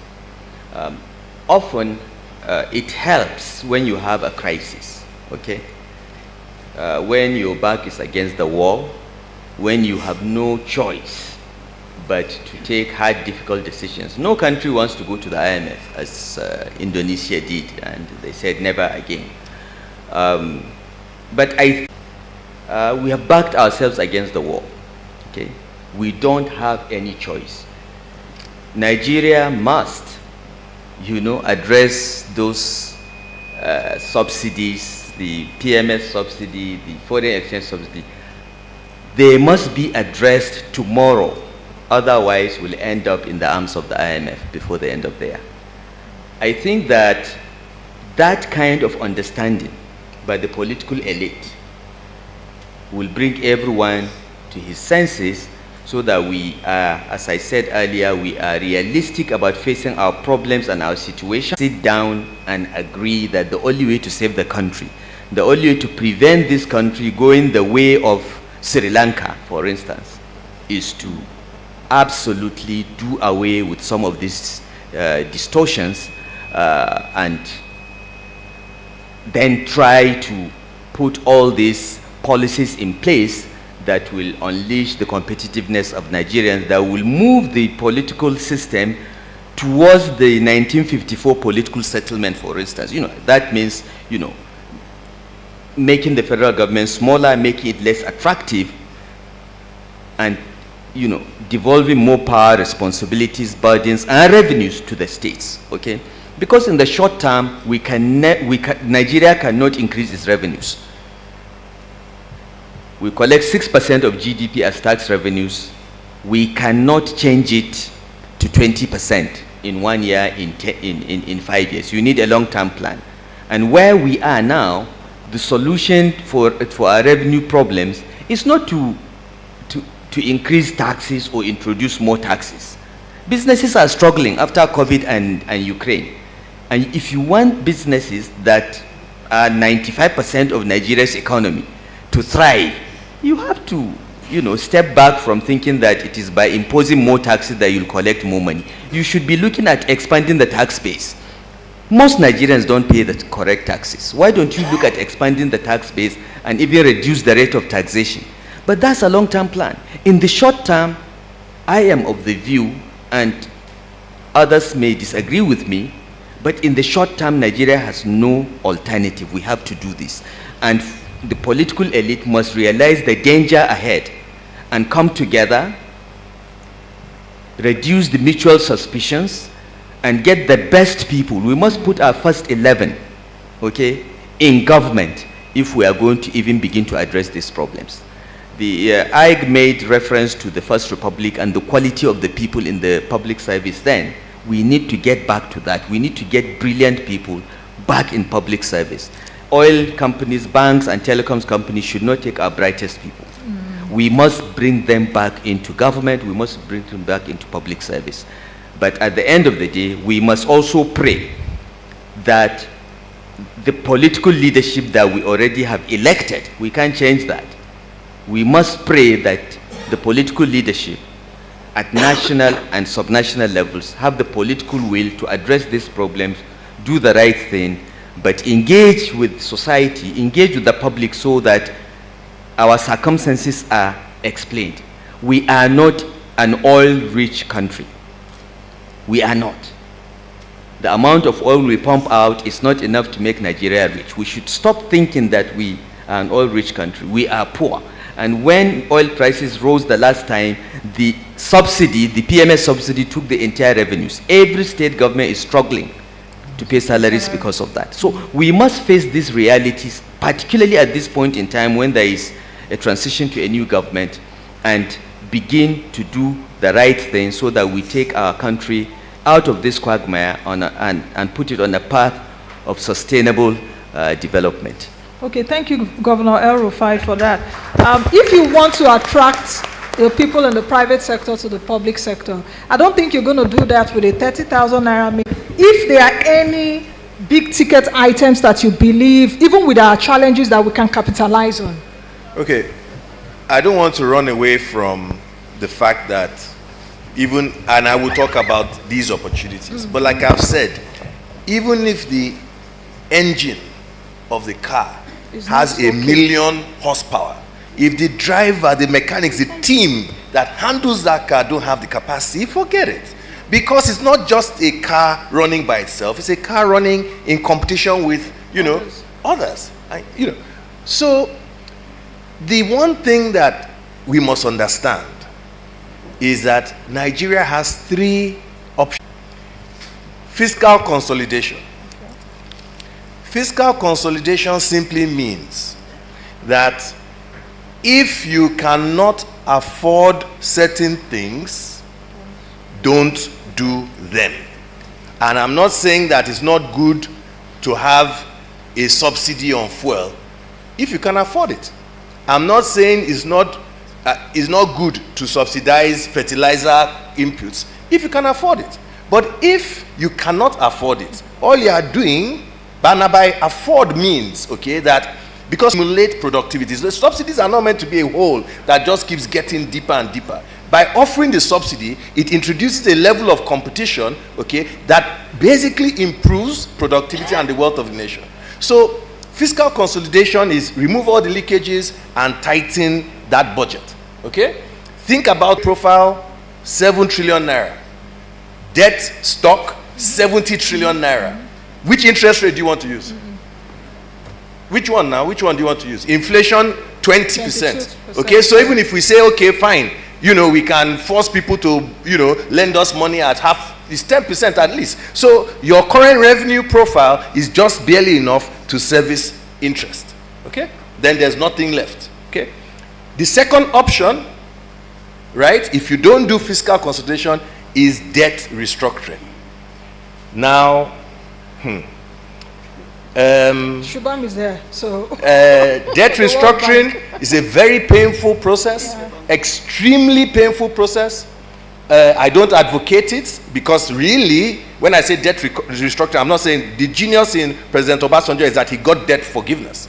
He restructured his debt in the most miraculous manner. There is a cost to debt restructuring, which is that for the period of restructuring, there's a lot of trauma that the state has to take. The third option is massive private sector investment. Massive private sector investment. That's not going to come by signaling that you are going to increase taxes. No, that's not what you do. So think about this type of scenario. If every minister that is appointed into the new government, every ambassador that is appointed to a state, a nation, every permanent secretary, every parastatal and so on is given a private sector investment target, year by year. Oil and gas targets, education targets, technology targets, agriculture targets, and it's simple. If you don't make your target, assuming, of course, the will is there, let the person leave the place for another person who will go and deliver the target. So those are our three options. Okay. Dr. Shaduri, let's come to you now. How do you get, with what we've heard right here in the room, and I know your different engagements with people in government, how can various stakeholders now break out of this insular thinking and begin to think that when we come together, we have a larger pie?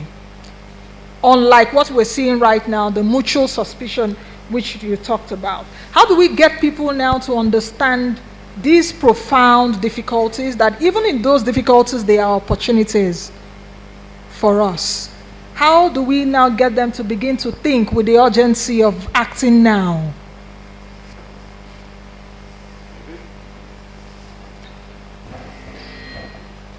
I think it's largely what Governor Rufai, Governor Saludo, they've all said, which is transformational leadership and engagement.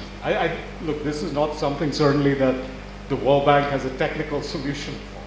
What we can say is in what other countries, those have been the factors, ultimately a political solution and a political consensus. What we are happy to say and will keep saying over and over, it's actually, if that one element of consensus can be reached, even about these basic fundamentals. I think Governor Saludo calls them the unsustainables. You know, Nigeria's potential can be unlocked, and then it'll be, kind of self-fulfilling. That once the wider public, everyone begins to see the fruits, I think that itself will be self-sustaining, but there needs to be that initial consensus to begin that process. Okay, thank you very much. Dr. Usman, a final response. It's time for us now to get some special interventions, and I'll crave that the ushers are ready with the microphones. Please, let's take our first intervention from Khalifa Muhammad Sanusi II. I'm interested to hear what the Khalifa has got to say today, because amid a few of the reforms that I think we have. Can we have another mic?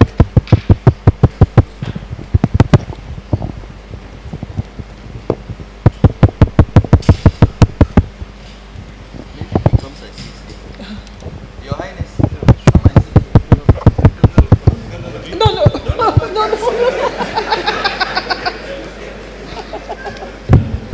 Okay, sir. Yeah. Okay, it's working now. It's working.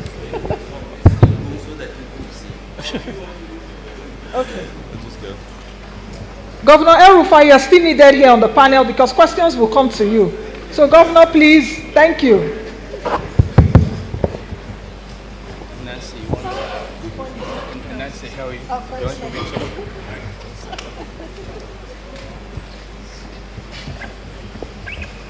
The Khalifa just said, Nancy, you want to put me in trouble, but let's see. Yeah, Nancy is looking for headlines, and I'm very likely to disappoint today. So let me begin by congratulating Zainab on this book. I told her I was supposed to have left the country yesterday, but when she informed me of this event, I changed my plans. Zainab is a young lady that I have been watching for a long time, since she wrote some articles about me when I was governor of Central Bank, which were not always totally complimentary, but which kept us on our toes, issues that she raised.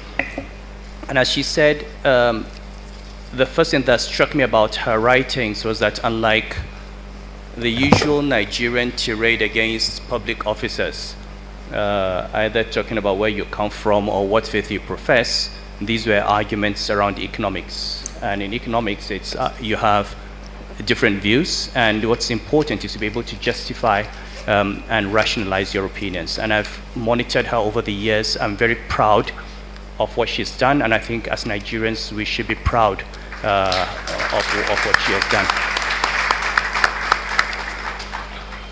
Now, this second, and this is a health warning, I'm not a believer in not blaming. I think if you do well, you get praised. If you do badly, you get blamed. In covering up incompetence, I don't believe in saying that something was not done properly. And if we want to really make progress in this country, we have to learn from the good and the bad. We have to see what we did right, but we also have to look at where we went wrong. And we have to do it in a very smart manner. It doesn't mean that we get mired in this constant attack on individuals, but if we do not understand where we took missteps, where we went off course, we're not likely to get back on course. So where are we today? We're going to have a government sworn in on May 29th. And I think it's time to start saying, what do we expect of that government? What do we as Nigerians believe we should be seeing as a sign that we are heading in the direction that this panel and other panels have talked about over the years? And I would like to basically restrict my comments to about three areas. The first has been talked about, which is competence. If there's one thing Obasanjo did right, and Eradua and Jonathan, I don't want to call names because those you did not call and say, and the next headline is, okay. So, but in general, putting in round pegs in round holes is extremely important. You can have a very, very good minister who's a very competent lawyer. He's not necessarily your best finance minister or your best planning minister. It's not an attack on the person, it's just that you put him in all of us. We all criticize government, but we also have a duty for all of us. We all criticize government, but we also have a duty of conveying as much as possible the implications of the policies that we recommend. When Nancy, you remember when we tried to remove fuel subsidy in 2011, I do. and there were huge debates. And the main issue was, you're going to impose suffering on Nigerians. You're going to increase the price of fuel. And we tried to explain that it was bad economics.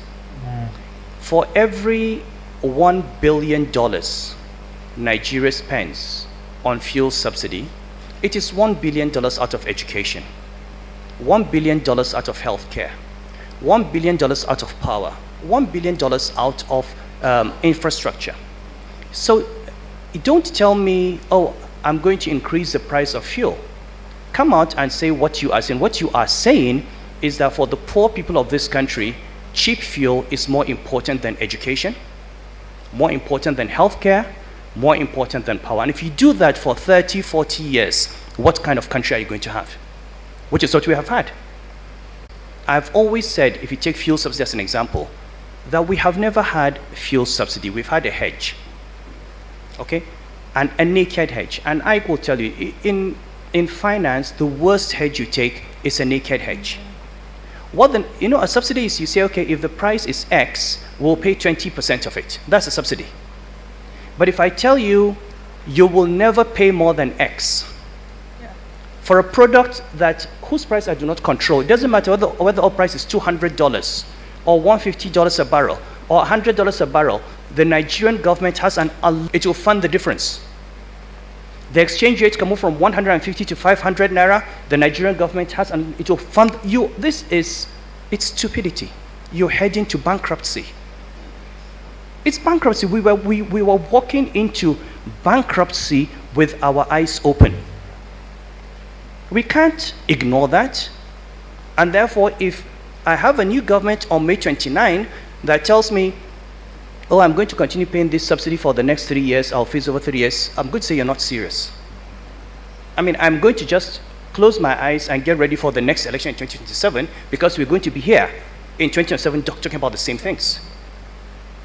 If you people say phase it. What happens if you start phasing and a year from now, you've had a massive devaluation? Okay, so we need to prepare the minds of Nigerians. I think that there are bad decisions that have bankrupted this country, and we have to close that hole.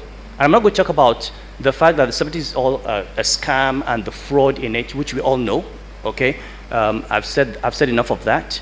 But these decisions need to be taken from day one.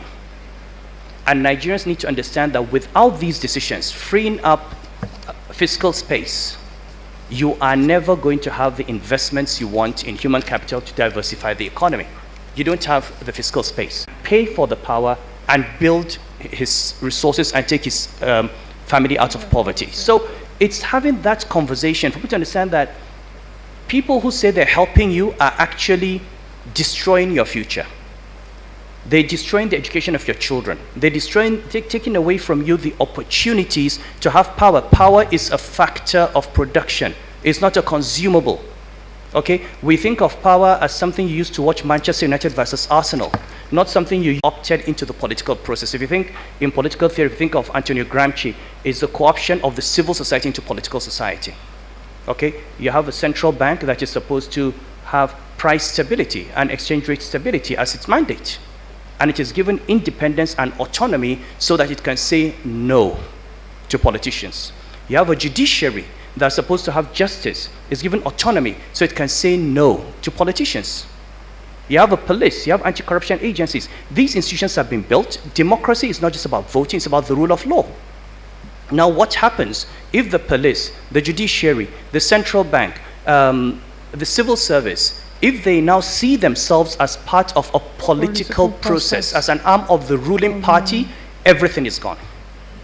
Okay, so we need to go back to that situation where politicians respect the independence and integrity and autonomy of these institutions, and where these institutions are held accountable by the law setting them up to do what they want to do. Why do we not have cost-reflective tariffs? We have a law. There is a law that says this is how you have tariffs. There is a regulatory agency whose commissioners were appointed on the basis of that law to implement the provisions of that law. It has not been done. Who is held accountable for that? So I hope that the next president will make a very clear statement that he's going to return institutions, respect these institutional arrangements, allow these institutions to do the work that they're supposed to do, and understand that these are not just places for patronage. You know, somebody has contested for House of Representatives, he has failed. You make him electricity commissioner, or you make him, you know, these institutions are not for that, okay? They're there to protect people, but they're to be held accountable. You must have transparency. People must know what they're doing and be able to assess them against the mandate that they've been given. Now, the final point is, I think we talk about having a consensus among the elite. We may not have it, okay? Because there will be members of the elite that will never go for a consensus because they look at their interests. They've got vested interests. You can't wait until everybody agrees. We take these decisions, we need to communicate them to the people, and so long as they're doing the right thing, we all have a duty to help Nigerians understand that we have to make these sacrifices in the short term for us to have long-term sustainability. If we don't take these decisions from May 29, in 2 years, they'll be preparing for 2027 elections. And it will become more difficult. So, difficult as it is, what I really would like to see is May 29th or the next day, I would like to see the list of ministers. I have seen a list of ministers in Nigeria, 36 ministers without a single economist. And that cabinet ran for 4 years, not one economist, which means every day in Federal Executive Council, there isn't one economist in there. In a time of a global economic crisis, how do you expect your economy to go forward? Okay, so we'd like to see who is the finance minister, who is the governor of central bank, who is the planning minister, who is the trade and investment minister. We've talked about ambassadors. And people underestimate the role of ambassadors. You see, I have been to countries and I've seen the people we have sent to represent us, and I've gone, really? You know, I mean, and I'm talking about global capitals in the world. Yeah. And you know, if that person sits with investors, after 5 minutes, he says, I'm not coming to that country. So we've got to look at who is appointed, what are the key decisions that are taken, and then when the money is freed up, what is the policy direction? I wish this country the best. I think at this time we need a lot of good luck and a lot of prayer and a lot of effort, but we have to make sure we put in everything we need to move forward. Thank you. Thank you, Khalifa. Khalifa, you've given me headlines anyway, so don't worry about it. Just for the journalists, please remember that this is the panel. I do not want my name as a headline. Okay, let's have the next intervention from the immediate past governor of Ekiti State, Dr. Kayode Fayemi. Please, okay. Doctor, you can also... No, that's Khalifa's seat. It's not meant for plebeians.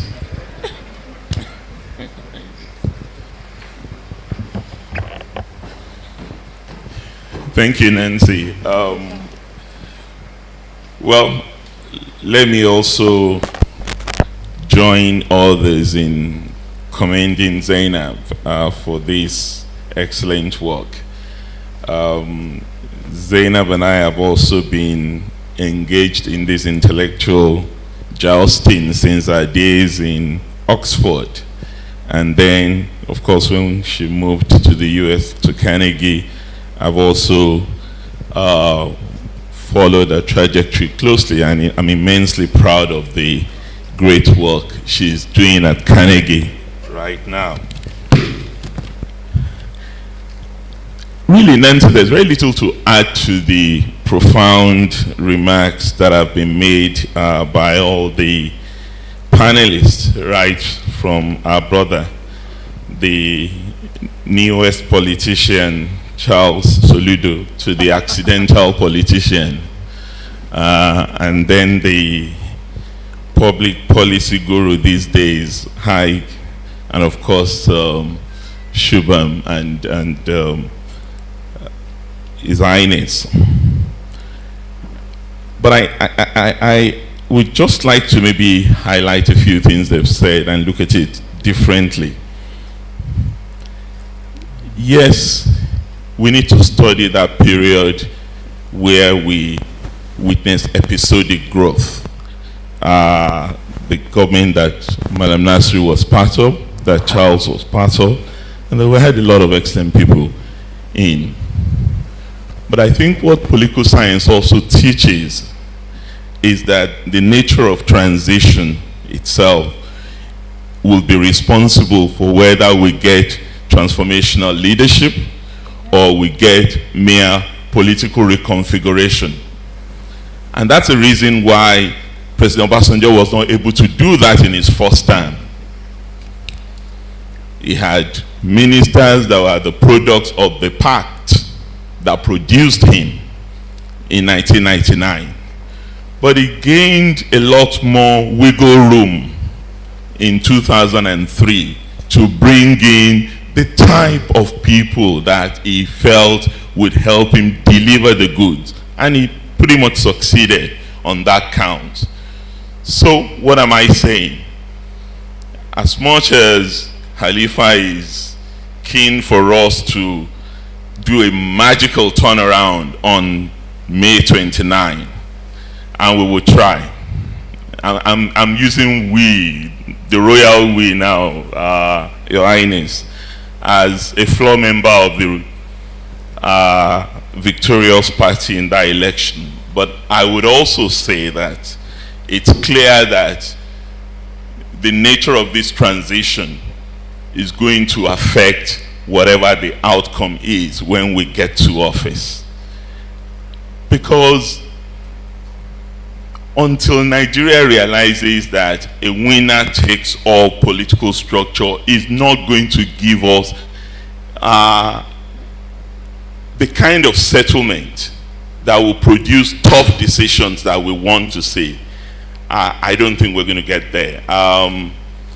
For me, we're still along the journey of political alternatives. We have not yet reached alternative politics yet. When we reach alternative politics, then we will be able to deal with all these issues, because competence is great. And we got competent ministers in that period that we talked about. But what made competent ministers deliver on the goods was not so much that. Malamasi said something. He said we didn't have to worry about the politics. President Obasanjo handled the politics for us. So you can be competent, you can be committed, you can be compassionate, but if you're lacking in courage in politics to take the tough, unpopular decisions, we're not going to get anywhere.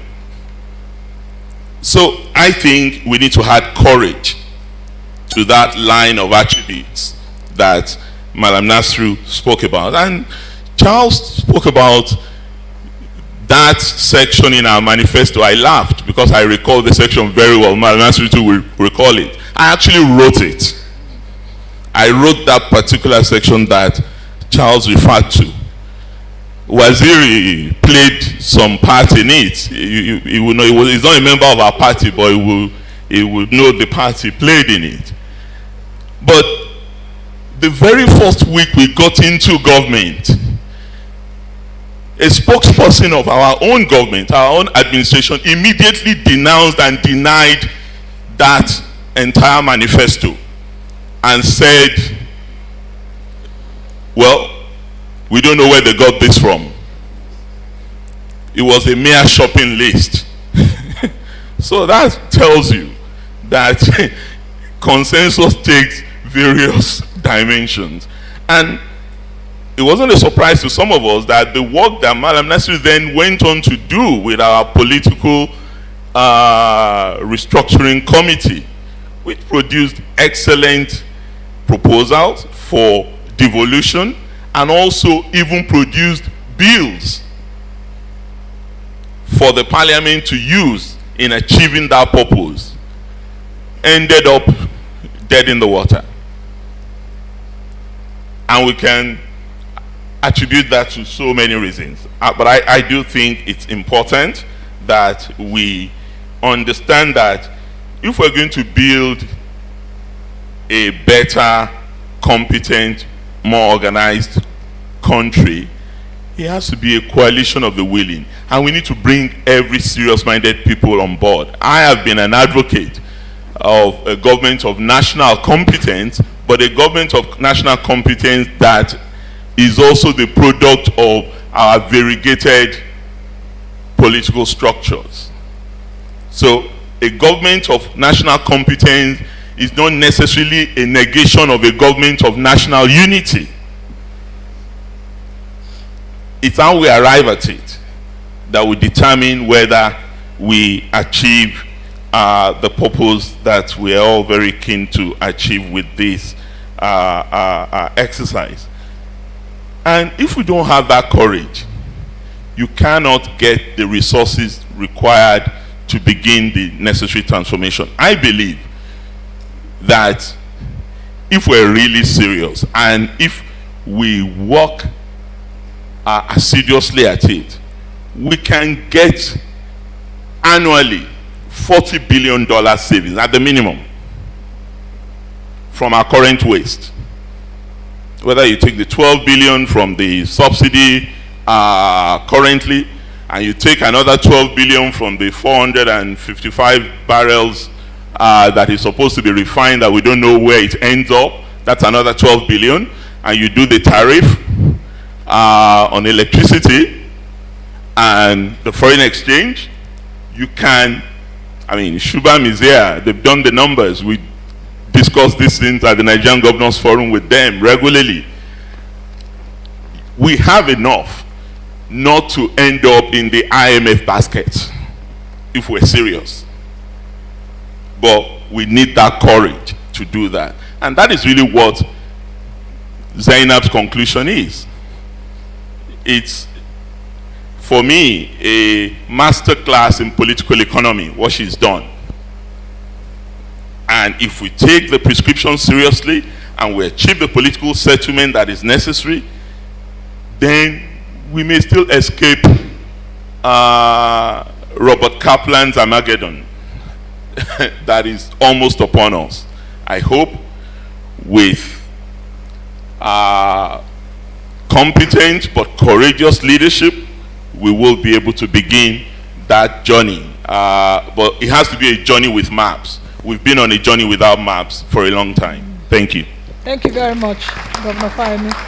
Just like Mr. Igboje said, perhaps we've been in a driverless car, you know. But at this time, let me gender balance. Mrs. Miriam Owais, for your special intervention. She's the special advisor to the President on social investment. I also heard clearly when Dr. Osman was talking about the way social investment work here. When you were speaking, what came to my mind was the Brazilian model, Bolsa Familia. The way, you know, they did their own social investment. So perhaps you can lend a voice to that.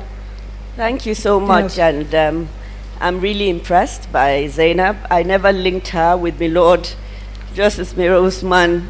We're in university together. She was my senior. I'd like to congratulate them both. And of course, Zainab's dad. It has been a very interesting conversation for me. And I will just talk about the social sector. I think one of the hugest tragedies is the politicization of issues that really should not go into politics.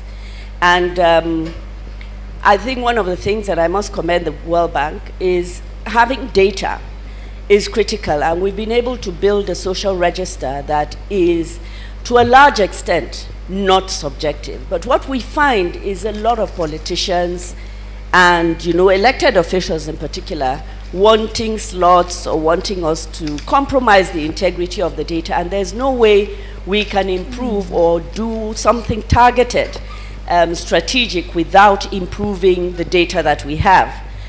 I'd like to speak in particular about what happens, or what I've noticed in my few years of service in government. I noticed that elected officials, and in fact even the private sector, want to see immediate returns on investment. And the reality is what we need to do in the social sector is over a period of time. So if there's 100 million, for instance, budgeted for education, the tendency is to focus on things that are tangible. So that is, in a 4-year term, what we look at is the buildings, the infrastructure, and I'm not saying infrastructure is not important. We don't have nearly enough. But in the process, we've allowed other issues that are just as critical to slip through the cracks. So you can build the finest school in a poor community if you don't address the social protection issues. The children will still go to the farm, and the children will still go and hawk. If you don't address the security issues, you don't address, you know, the competence and the quality of teaching, what happens in the classroom is not going to be encouraging for children that are out of school. So we need to begin to measure and monitor and place a lot of premium on these social protection issues to ensure that they are as important. We must apply funds to that sector and keep close monitoring of what happens, so that even if it takes 3 or 4 years for us to have results that we can point to as our legacy, we will do so. So I don't know whether it's the 4-year structure that's the problem, because the intangibles are not as important or are not prioritized, you know, and this for me is critical. So I mean, looking, even though I know we have a huge debt, you know, burden, maybe bonds, social bonds or gender bonds, those bonds, because you are compelled to monitor them closely and you don't need the results like yesterday, you don't need to see a building, you know, in 6 months. This is the problem. I think the quality also of leadership, not just at federal, at state level, our chairmen at local governments, we must begin to work out how we can ensure that they understand what the challenges are. You know, you just throw your hands up in despair sometimes when you engage them on a lot of these issues, because there is no way we can address poverty.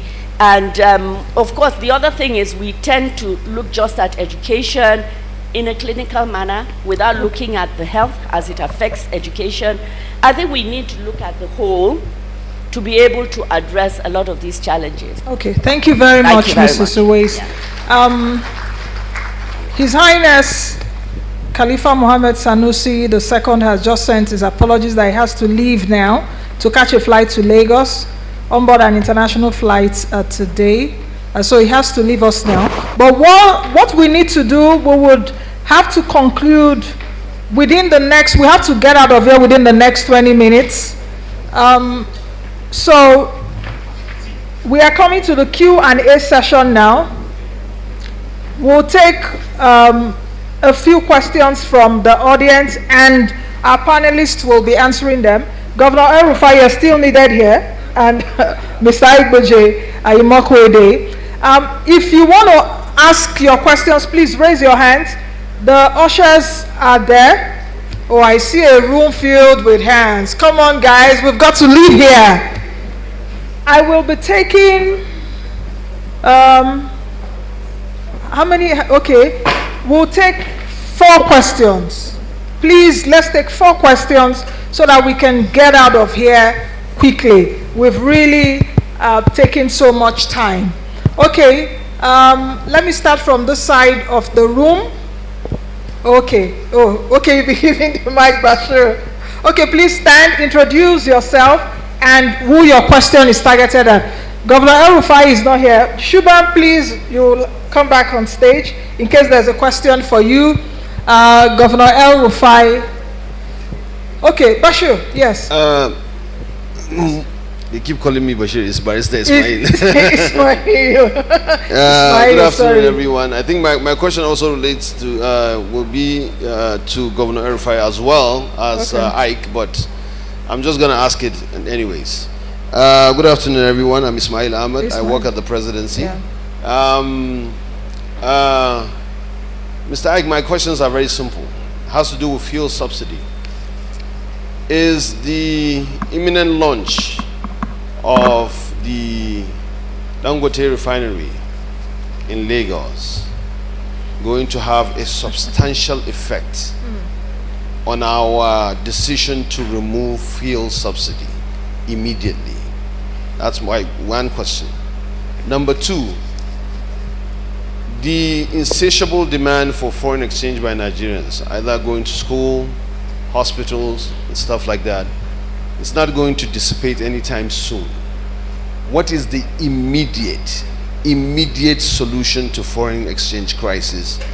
Not necessarily the systemic or the structural long term, that we have to stop importation, we have to stop going abroad, we have to build better schools. All those things are necessary. But what is the immediate realistic foreign exchange solution to this problem that we have right now? Thank you so much. Okay, no, let's take all the questions, then the panelists would ask. I'll take one more. Please, the usher, can we go to the back, please?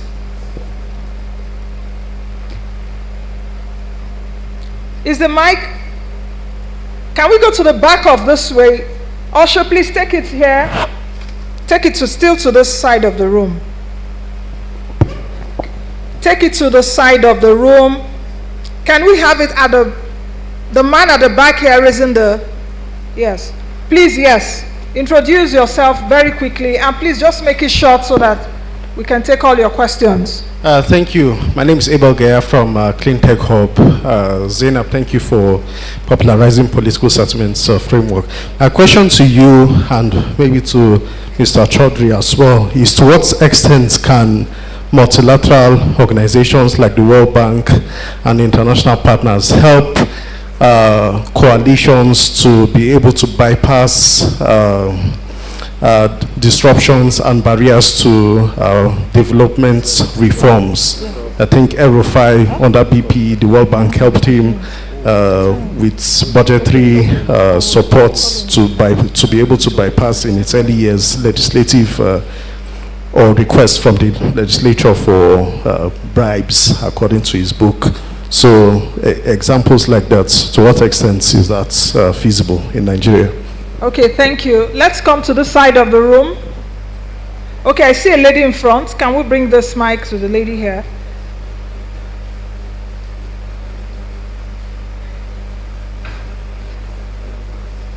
And Professor Joe should please prepare. At the end of the questions, you will give us just a few your remarks in just a few minutes. Okay. Dr. Zainab, congratulations on an excellent event. You're a true epitome of what it means to be a youth and a woman in Nigeria. I have two questions. My name is Chineye Wanaka. I'm the co-founder and convener of Africa Policy Conversations and managing partner of the Firma Advisory. My first question is around what it means to be Nigerian. During this past election cycle, I think a lot of us really questioned what it meant to be Nigerian. And no matter how much we try to focus on the issues and the policies, you know, most times you find that during the election cycle, it descends into tribe and religion. And I always say a house divided against itself cannot stand. So my question is, how do we heal Nigeria? How do we get everyone in Nigeria to feel like they're a stakeholder in order to, you know, lead to that consensus we're talking about? The second question is about capacity and competence of people in government, the politicians and the policymakers. Whenever you go for events like this, it's the same people on stage, the same governors, you know, and the same people, because they're the minority at the end of the day. We still have about 30 other governors who won't be called for events like this. So how do we replicate the people we have on stage? The people who know the solutions to the problem, you know, the people who can really make a difference, especially on the state level, on the subnational level. So those are the two questions. How do we heal to be able to create that critical mass and the consensus that we talk about? And then how do we scale the capacity in the room so that this can be a reflection of what Nigerian leadership is all about? Thank you. Who is that your question meant for? For who? Or anyone can answer. Okay, Governor Erufai. Okay. Let's take from the back, and I'm afraid that will be the last question. Please, don't also forget Professor Soludo is online. Professor Soludo is also online. Okay, please, your name and your question. Good afternoon. My name is Chiamaka Okafo. I work for Premium Times. First is to say congratulations to Dr. Zainab Usman. A few more. Okay. Yeah, please go ahead. Okay. Sorry. So first is to congratulate Dr. Zainab Usman. Great presentation. Great stuff you have there. First question to you will be the case you made about intermediate states, developmental states, failed states. And at what point is it okay to refer to Nigeria as a failing state, since we don't fit into any of the categories? To Governor El-Rufai, you spoke about political will and the arrangement of 1954, the regional government. And question there is, will the regional government then work at this point where it appears cohesion is almost, if not absent here in Nigeria? How do we ensure that we are not further divided along the various imaginary or unimaginary lines existing? Political class sanitation, I'm not sure who made that statement, but quick question to everyone perhaps is to say, at what point do we move from sanitation of the political class to sanitizing the Nigerian state and the Nigerian people? Because the leaders we produce are a reflection of who we are as a people. So this is a general food for thought, I guess. And restructuring, reconfiguring, reforming, and all those, you know, very nice. Your questions are multi-layered. Yeah. So just very quickly. Apologies, Nancy. Yes. At what point, so for me, I would imagine a lot of us feel this way. Those words are becoming so painful to the ears because we hear them every day and then we don't see a practical reflection of what they are. So at what point do we start to do things like Botswana? I really like that a lot of examples were given around African countries, especially Kenya. For me, Kenya is important because I need to understand what is Kenya doing. I mean, Nigeria is the big brother, in quotes. So at what point do we move beyond, from idealism to realism? What do we have and what can we do with what we have? Thank you. Okay, we can take other questions. Okay, can we come to the front? Usher, please bring the microphone. Okay. Thank you very much. I'm sorry for intimidating. My name is Abdul Oro. I work for myself, Abdul Oro and Company, trying to imitate Mrs. Wiss. Yeah, my question is, Erufai is here, and I want to know what he thinks about Abuja now. There is no public transport system in Abuja. There is since you left, and you see potholes everywhere, filth everywhere, and abandoned projects, halfway done projects, and you can't get a CFO for a piece of land, even if you've paid for it. Those who paid for land and they have their CFOs, sometimes you get there, somebody else is building on it. Those appropriated for, or misappropriated for the Millennium Villages, is it Millennium City? Millennium City. They can't even go to court for redress. Now, I heard some people are saying everywhere that they should move Erufai to Chief of Staff or National Security Advisor. I want to recommend that we bring Erufai back to Abuja as Minister of Federal Capital Territory, so that you give us a 21st century city, better than Rwanda, probably better than Dubai. That is one. Then two, I don't know why you put so much money at Oxford. Though, should have brought that money to Edo State University or another university locally. And then what they are doing in Oxford, we do it here. Thank you very much. I called him my budget because he's my brother. I should have said chief or doctor. Thank you very much. That was not a question actually. We are campaigning for Governor Erufai to be next minister. Okay. Can we take another question from this side of the room? Okay, I see. Let's take this one. The man with, I can see coffee brown cap from here with a white agbada. Then we'll come to this part of the room. Thank you, Nancy. Yeah. All other protocol was observed.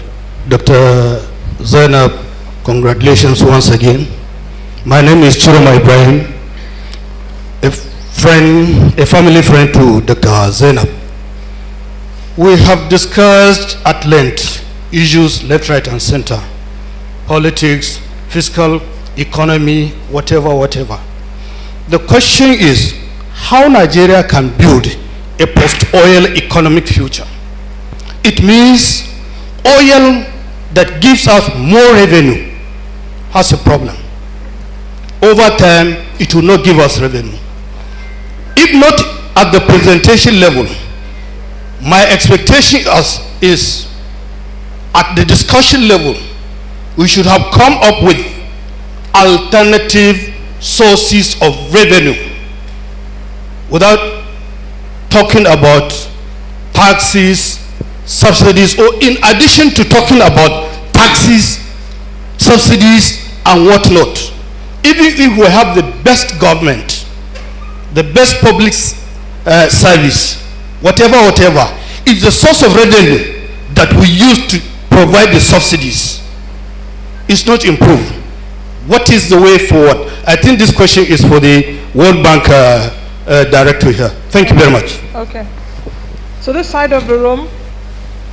Okay, let's take him. Then we'll take the lady at the back, just directly at his back.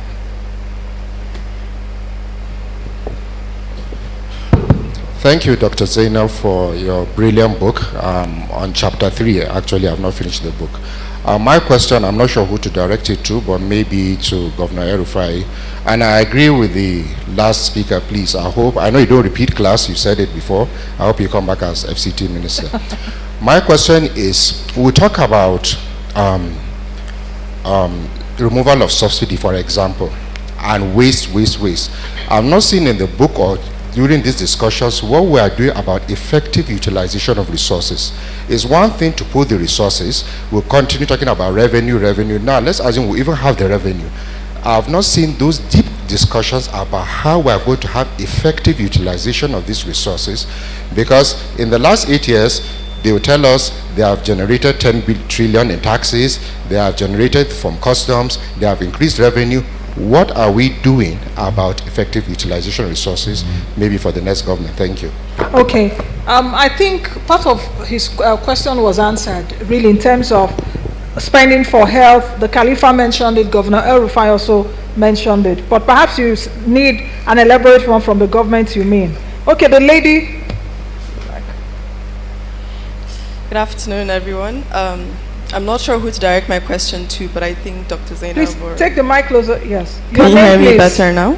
Oh, okay. So my question is... your name, please. My name is Sauda Ahmed Boboy. I'm a renewable energy engineer.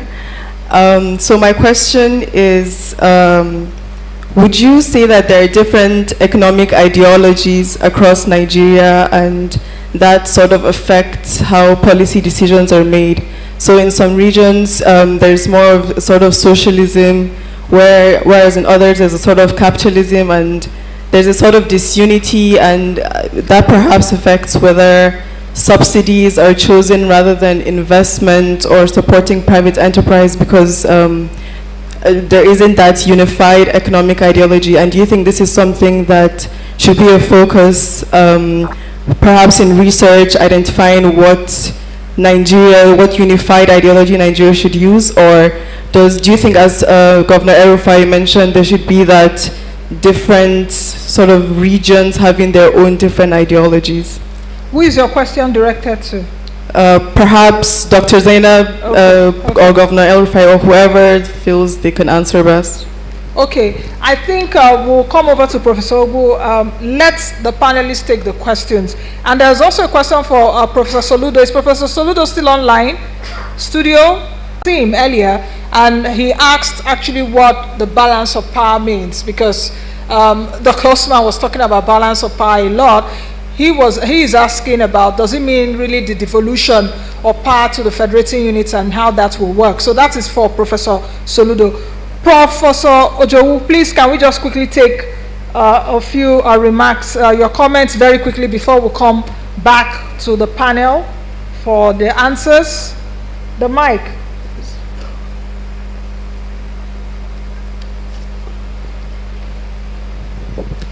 Thank you very much, if you insist. Let me take you to the mundane. One of the things I'm proud about myself, beating my chest, is that I've trained many economists, including Khalifa, who just left. So anytime I feel like getting frustrated and I remember what it was like in ABU in the 70s and 80s, I still have renewed hope that this country will go on. But the mundane is this. I took over from Charles Olodo as head of the National Planning Commission. And Obasanjo directed us to redo the Planning Commission for effectiveness. And we spent a lot of time doing it. When we left, the penchant to become a minister was so important that the commission was turned into a ministry.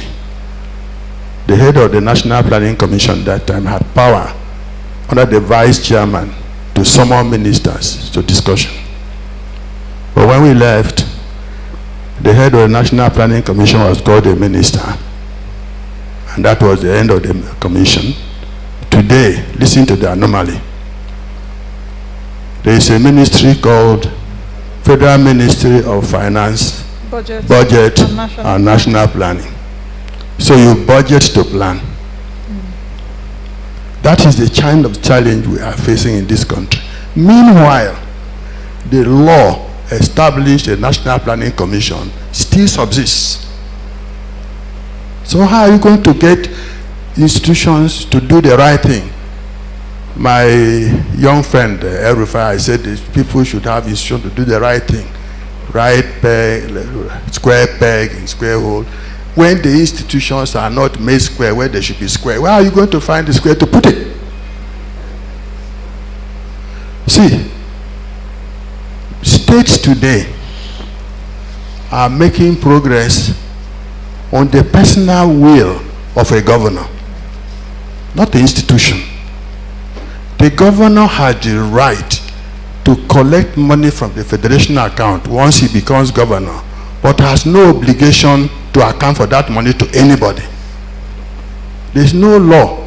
As soon as you collect that money right from the office, you can start dishing it out to anybody you choose to dish out to. So, in a sense, you say there's no consensus. Well, I still believe that there's a conspiracy consensus, where in many states they sit to share the money. That is a conspiracy. And the money is still being shared till tomorrow. While, in fact, if we want to transit resources from the federal government or the federation to the states, the capacity to absorb those resources and use them properly must also be in place. We do know, for example, that some states are doing better than others. But there's not a single state in this country that we know what its GDP is. So you cannot measure the growth of a state GDP. Those who know, they know so informally.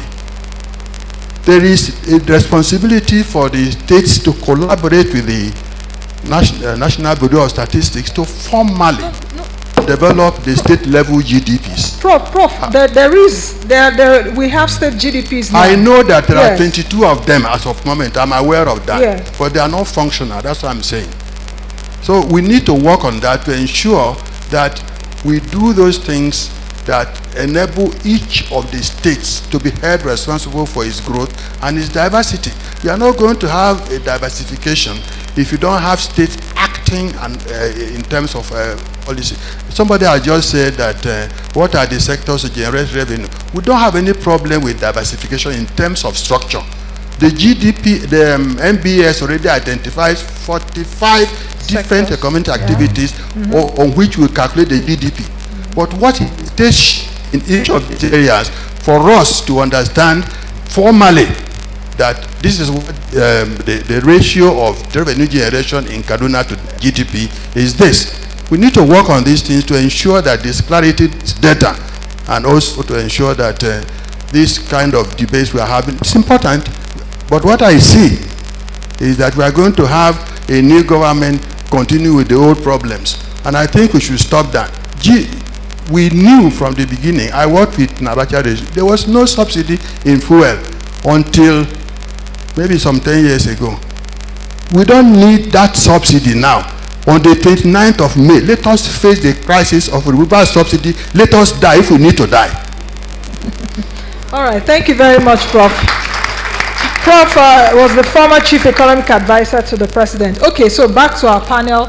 Mr. Aiboje, let's, I hope you remember your questions.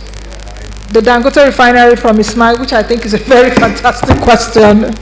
Okay, okay, thank you. Thank you for your, I think there was a question, or a speaker who had two questions. Yeah. One about, both with respect to FX, but one related to the Dangote refinery and fuel subsidy, and then directly FX. Let me start with the FX issue because it's quite simple.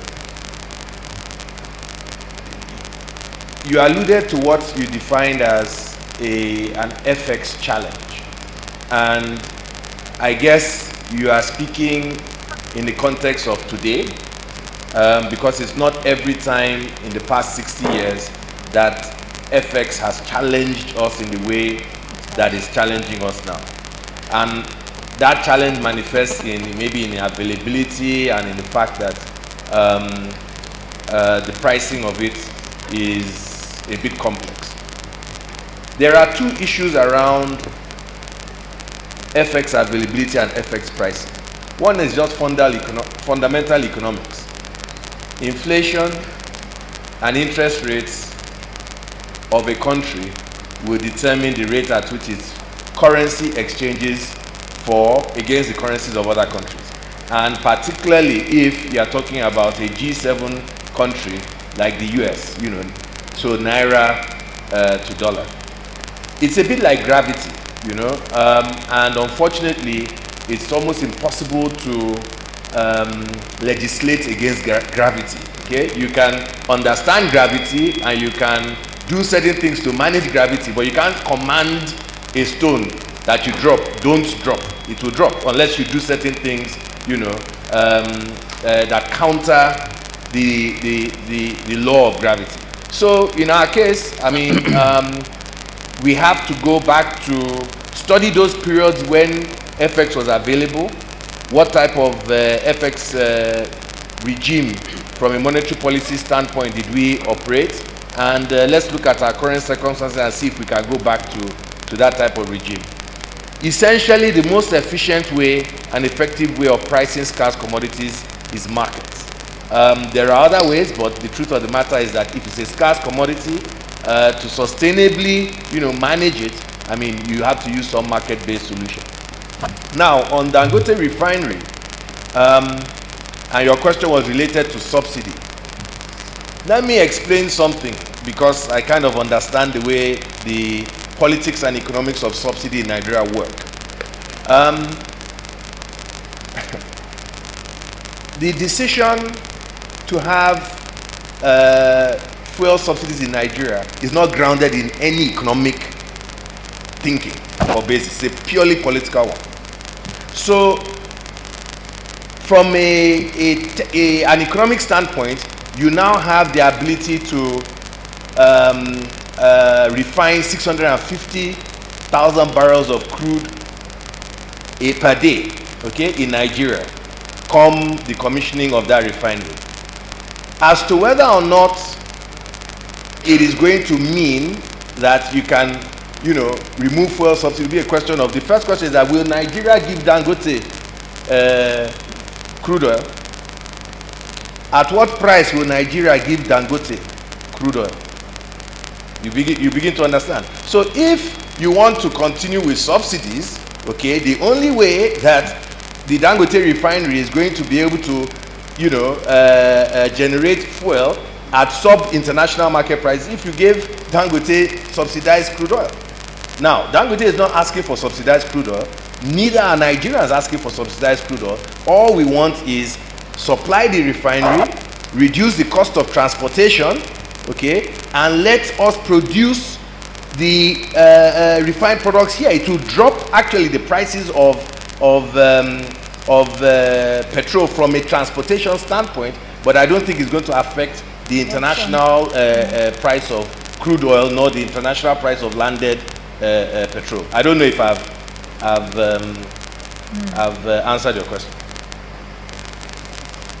Okay.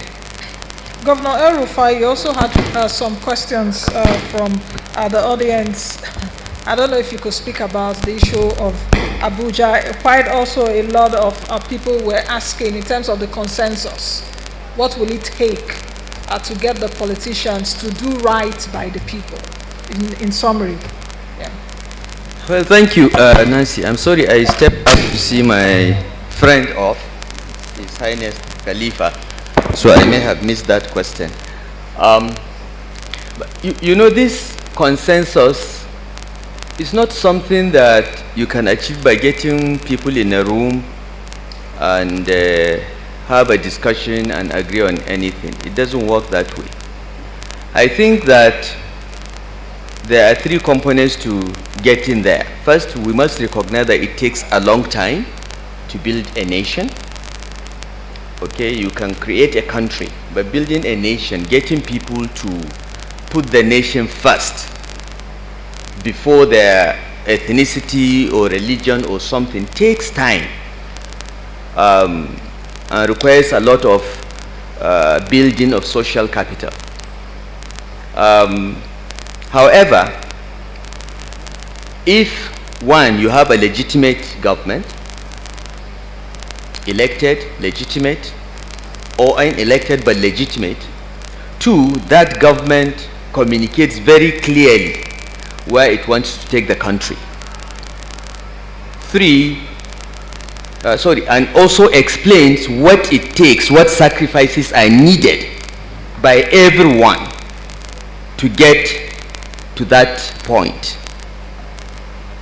And three, you have a credible leader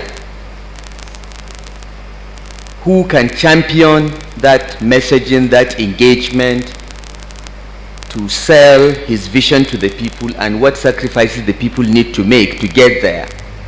Then you're on your way to building some kind of consensus. But as pointed out by my brother, His Highness, you know, not everyone will agree.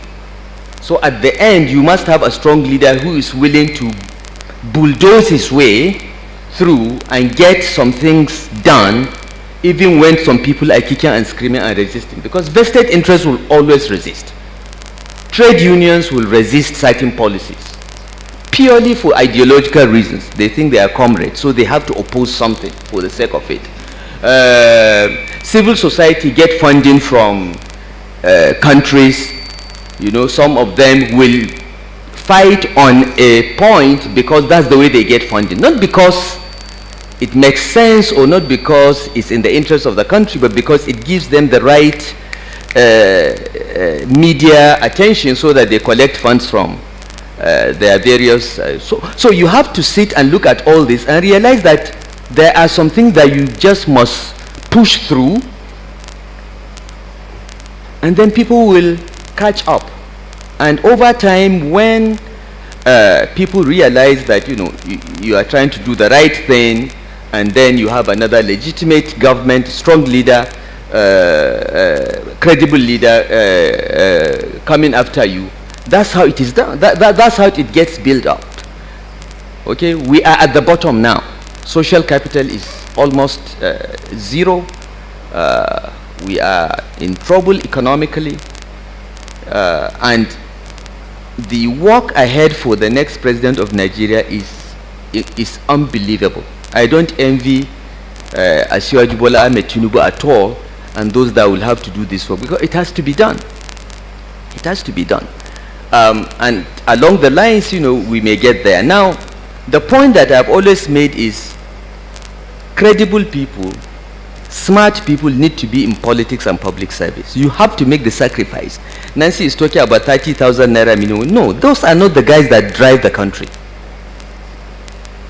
People at the top, okay, are those that drive the country. The 30,000 naira people, that's not where the problem is. But those that can leave their well-paid private sector jobs and come into government to be permanent secretaries, to be ministers, to be heads of agencies, to be directors, can begin to move this country in the right direction. The issue of what we pay public servants is a big conversation. Yeah.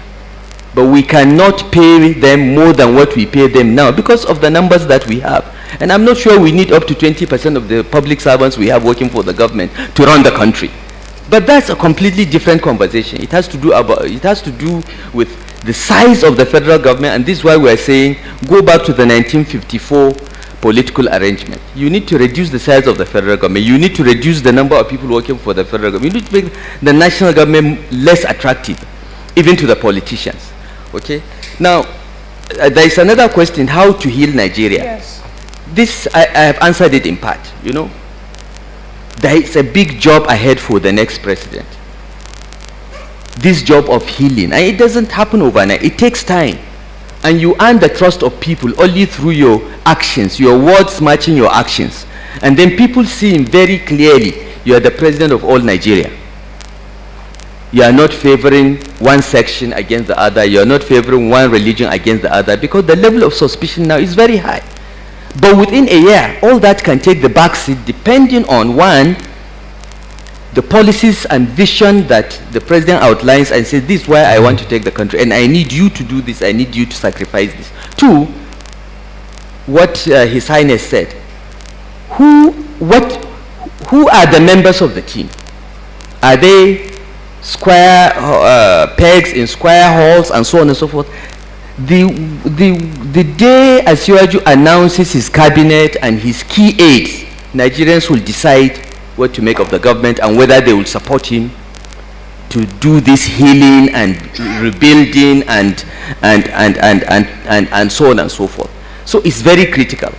Leadership, team, diversified team, and then you have to do the hard work of bringing everyone back together. But it starts with people saying, okay, these guys are good. They will take us where the president wants us to go. How do we have more competent political leaders? Good people must be interested in politics. People in the private sector, civil society sector that are financially comfortable need to come into public service and make the sacrifice. That's what some of us did. And we have no regrets. But I've done it for 20 years. It's time for some of you to now come and replace us. How do we go back to the political settlement of 1954? It's gradual. We are not saying going back to the political settlement of 1954, we go back to 3 or 4 regions. No. It's impossible to close down these states. It's unfortunate that they have been created, honestly, because they have become so small. The reason why the regions were able to contain the excesses of the national government at the time was because they were big. They were humongous. But now the states are so tiny and so entirely dependent on the national government that they have no voice. So the 36 states are a fact of life. We are not saying go back to regions or whatever. But go back to the arrangement in which the 36 states collectively had 80% of the of national resources, national income. That was the 1963 Constitution. 80% of the national revenues of Nigeria went to the regions. If you give only 20% of federation revenues to the federal government, it has to slim down. It cannot afford all these 700 parastatals and agencies, some duplicating functions, some totally unnecessary, some just get budgets. Look, there is an agency called Utility Charges Commission. Have you ever heard of it? It has been in existence since the time of General Ibrahim Babangida. They get a budget every year. I don't even know if they have staff, but the money disappears. So there are many, look, it's because the money is there. If you reverse the revenue allocation formula and the federal government has only 20% and 80% goes to the states, and then you go to the exclusive list, revert to the 1963 Constitution's exclusive list, where the federal government has limited functions and most of the functions go to the states. Okay, and you sell this so that Nigerians understand. If your general hospital doesn't work, if your primary school doesn't work, if your secondary school don't work, it has nothing to do with the president. Ask your governor. Okay? Then things will begin to change. Then the states will have enough resources to be viable. The states will begin to compete as we saw the regions competing and so on and so forth. What do I think of Abuja? I don't think of Abuja. I don't think about it. I have done my job. I'm done. I don't look back. In fact, when I left FCT, the only time I visited FCT was in 2016 when my classmate, my secondary school classmate, was appointed the minister, and he said he wanted to see me. So I went there. Once I leave a job, I don't look back. I leave Kaduna in 19 days. I will only visit if it becomes necessary. So I don't think about the FCT. I've done my bit. I don't comment on the performance of those that came after me. I wished Dr. Ali Modibo was here because he was my immediate predecessor. So he explains to you why we don't have a public transport system in Abuja, because in my time we had. But ask him why he killed it. Only because it's called El Rufai bus, El Rufai taxi, that's all. He's my friend. He left quickly. I would have directed the question to him. Okay? So, I'm not, I am, even if offered, I'm not coming to Abuja again. As I say, I never repeat class. And there are many young people I know that I can recommend that will do an even better job than I did as Minister of FCT. I'm 63. I'm too old for this. I'm too old for demolition and so on and so forth. Get a young man with blood in his veins or young woman. There was a question asked about what do we do with the revenues, extra revenues of subsidy. I think, as Nancy said, that has been answered. But let me tell you a story. Between September and November 2021, the National Economic Council gave us an assignment to work out what to do if we withdraw subsidy, how much will be raised, and so on and so forth. And we worked with experts, we worked with the World Bank. I chaired the committee that did that job. And we came out with the report, what to do with the resources, okay? Which will be transparently explained to Nigerians. You know, components of it include investment in security, investments in social protection, and so on and so forth. The report is there. And there is a framework what to do with it. And release more money for health, education, infrastructure, and so on and so forth. You know, many people don't understand that in 2021, the budget of the federal government for roads was 200 billion. And in 2021, we were projecting to spend, if I remember correctly, Shubham, was projecting to spend 1.2 trillion on subsidy. That's when it started. And we saw the danger, 1.2 trillion.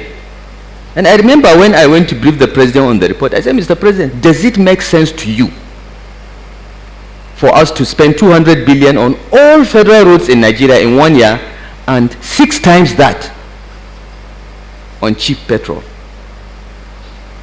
He said it doesn't make sense. I said, so why are we doing it? Okay, so this was something that we've been studying for many years, and we had a framework, and the Economic Council agreed. Okay, all the 36 governors of Nigeria agreed it should be withdrawn, and we had a clear plan. This is where the money will go. Some of it will go to federal government, some will go to states, some to local government, some to some interventions. We all agreed. The president said no. That's it. Now we are looking at what? How many trillion this year? 6 trillion. 6 trillion. And go and check what is the national budget for health, for education, for infrastructure. It's not up to that. Doesn't make any sense. So we need to explain this and end this subsidy thing. There was another question about whether we have a unified economic ideology. I don't know how to answer that, because I don't believe in ideologies. Ideologies don't put food on the table. You know, every country, every society has its history, its context, and its problems. And I think you should just be sensible and pragmatic about solutions to your problems. If capitalist policy will solve your problem, take it. If a socialist policy will solve another problem, borrow from it. The solution to people's world's problems is to be pragmatic, not to be stuck in one ideological corner or another. Okay, Deng Xiaoping said, you know, who cares if a cat is black or white, so long as it catches mice? And I think that's the most sensible approach. So I'm not sure the issue about subsidy has to do with ideology. Most of the people that push ideology are actually hypocrites, these comrades that once they get money, they commit class suicide. Professor Ojo, you know, we have state GDPs. Mm-hmm. I know the GDP of my state, and we measure our GDP every year, and we work with National Bureau of Statistics. And believe it or not, you know, my state has been experiencing double-digit growth of its GDP. But of course, by the time it goes, even the year Nigeria went into recession, we grew 9%. But Nigeria's GDP was negative. So we do measure GDP state by state, and we know the state-level GDPs. So it's not quite correct. I think I've answered all my questions. Thank you. Thank you very much, Governor El-Rufai.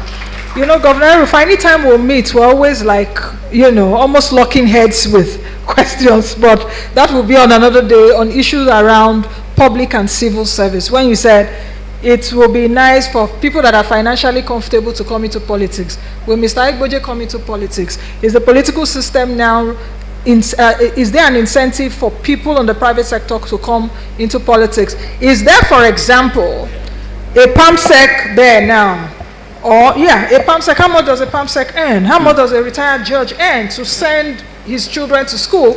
But people like you that are governors, when you're going, you have severance packages, you have houses in Abuja you're being given, and all of that, and you're telling people to make sacrifices, So, look, I don't know if you want to respond to that.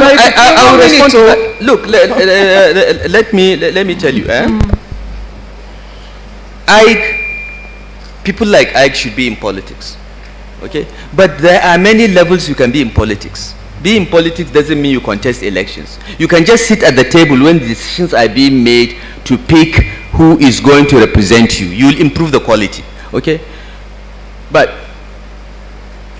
when I say you are comfortable, I mean that you don't even need the pay. You don't need the severance benefit. And for your information, maybe some governors have houses in Abuja. My state doesn't give me a house in Abuja or anything like that. These states vary. We are not all river state or delta state. Okay, some of us are poor states. We don't have that. But what I'm saying is, if you're in the private sector and you have met your basic financial needs, you have your own house, you have this, you have, come to the public service and contribute so that you turn around your country. Otherwise, whatever you think you have in the private sector can be destroyed by a consistently bad government. Okay. It's a matter of time. Okay. Okay, this is all I'm saying. Now, PAMSECs are very well paid. I'm not talking, that's not where you should worry about. They take care of themselves.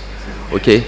How? But if good people that have an independent mind and a voice, if people that can stand up and say we must do the right thing and nobody can intimidate you, are not in government, please do not complain that things are not working well. And do not complain when you wake up one morning, all your money has been wiped out, or a government says, take your money to the bank. We are doing currency redesign. And they keep it and say, we are not giving you. Don't complain, because that's what you get when you allow scumbags to be in government. Okay. Mr. Igboje, our debate continues. Because I saw, do you want to respond to that, or would you have 100 million naira to buy a farm, for example? Because that's what the governor was saying, be financially comfortable. We will not live here. Listen, Nancy, you said what is the incentive for people to come? There is no incentive. You're fighting for the soul of your country. With 100 million naira for you think the politicians want you to come? They will try to discourage you. They will frustrate you. Okay, let's get Mr. Igboje's comment. Yeah. This question was asked of our second Agimokode Foundation Fellow at Oxford.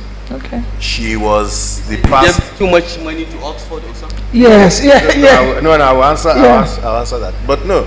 So she was asked this question.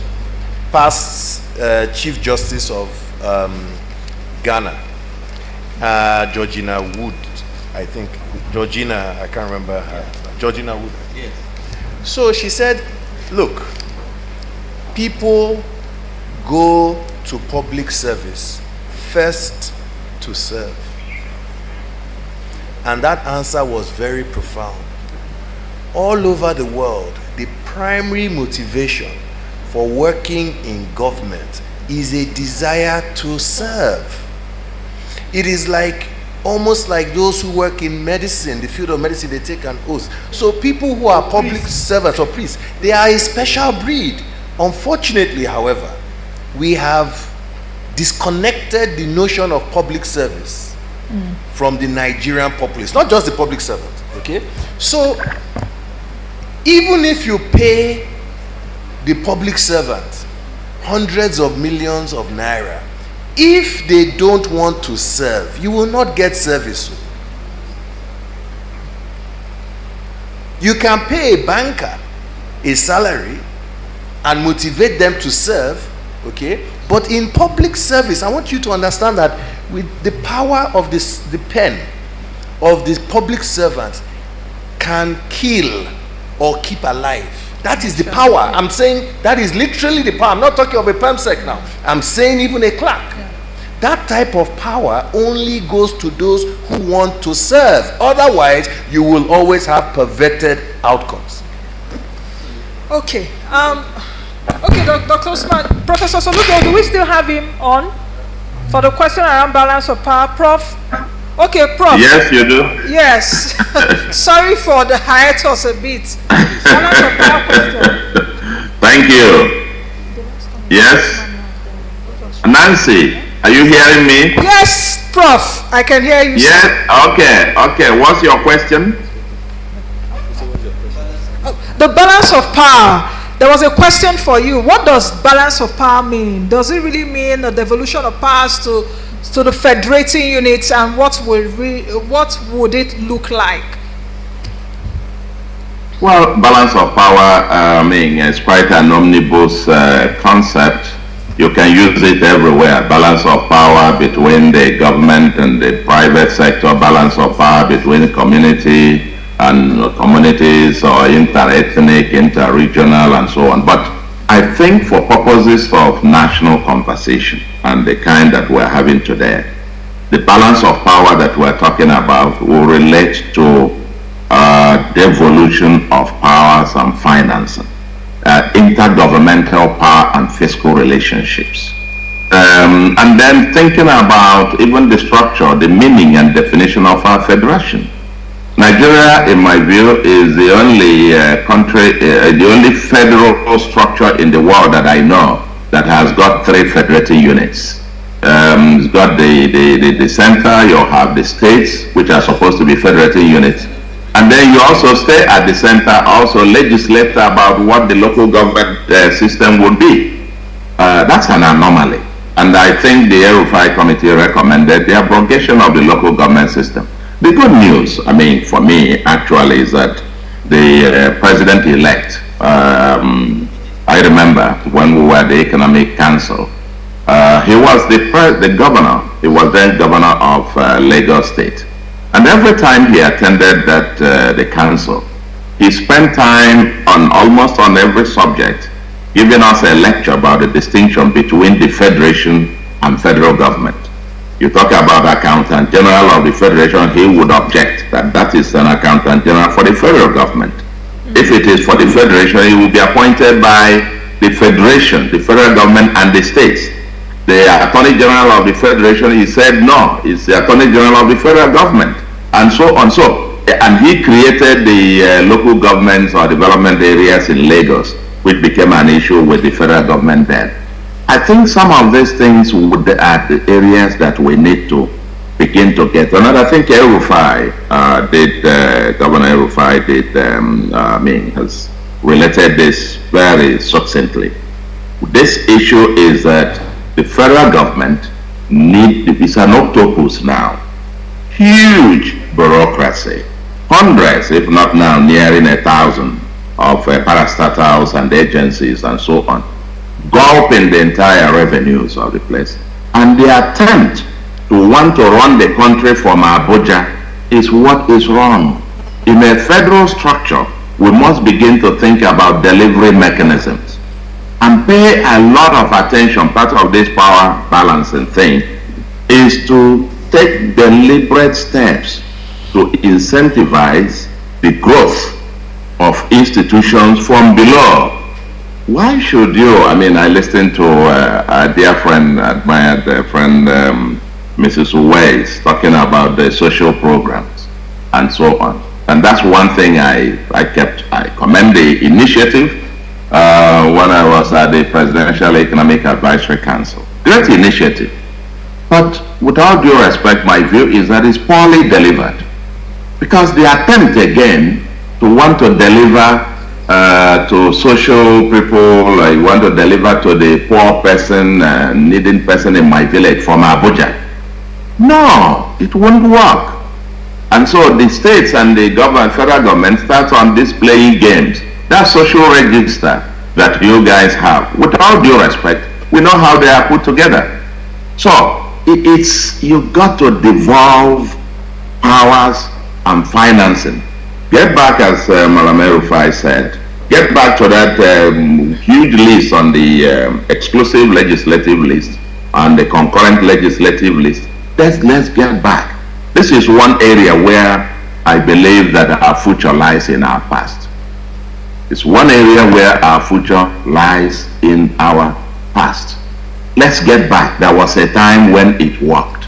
Not the 3 regions or 4 regions of the past, but we can go back to I've written quite a whole lot when I was writing back page of this day. I wrote part 1, part 2, part 3, and even part 4 on this subject, that unless we get the structure right in terms of this devolution and power relationships, we're going to continue to want to do more with the Abuja bureaucracy that doesn't get to anywhere. And now sitting here, I've sat in Abuja there, I'm now sitting at the other end, but I kept arguing then that we were very inefficient, very, very inefficient, and would never deliver the goods.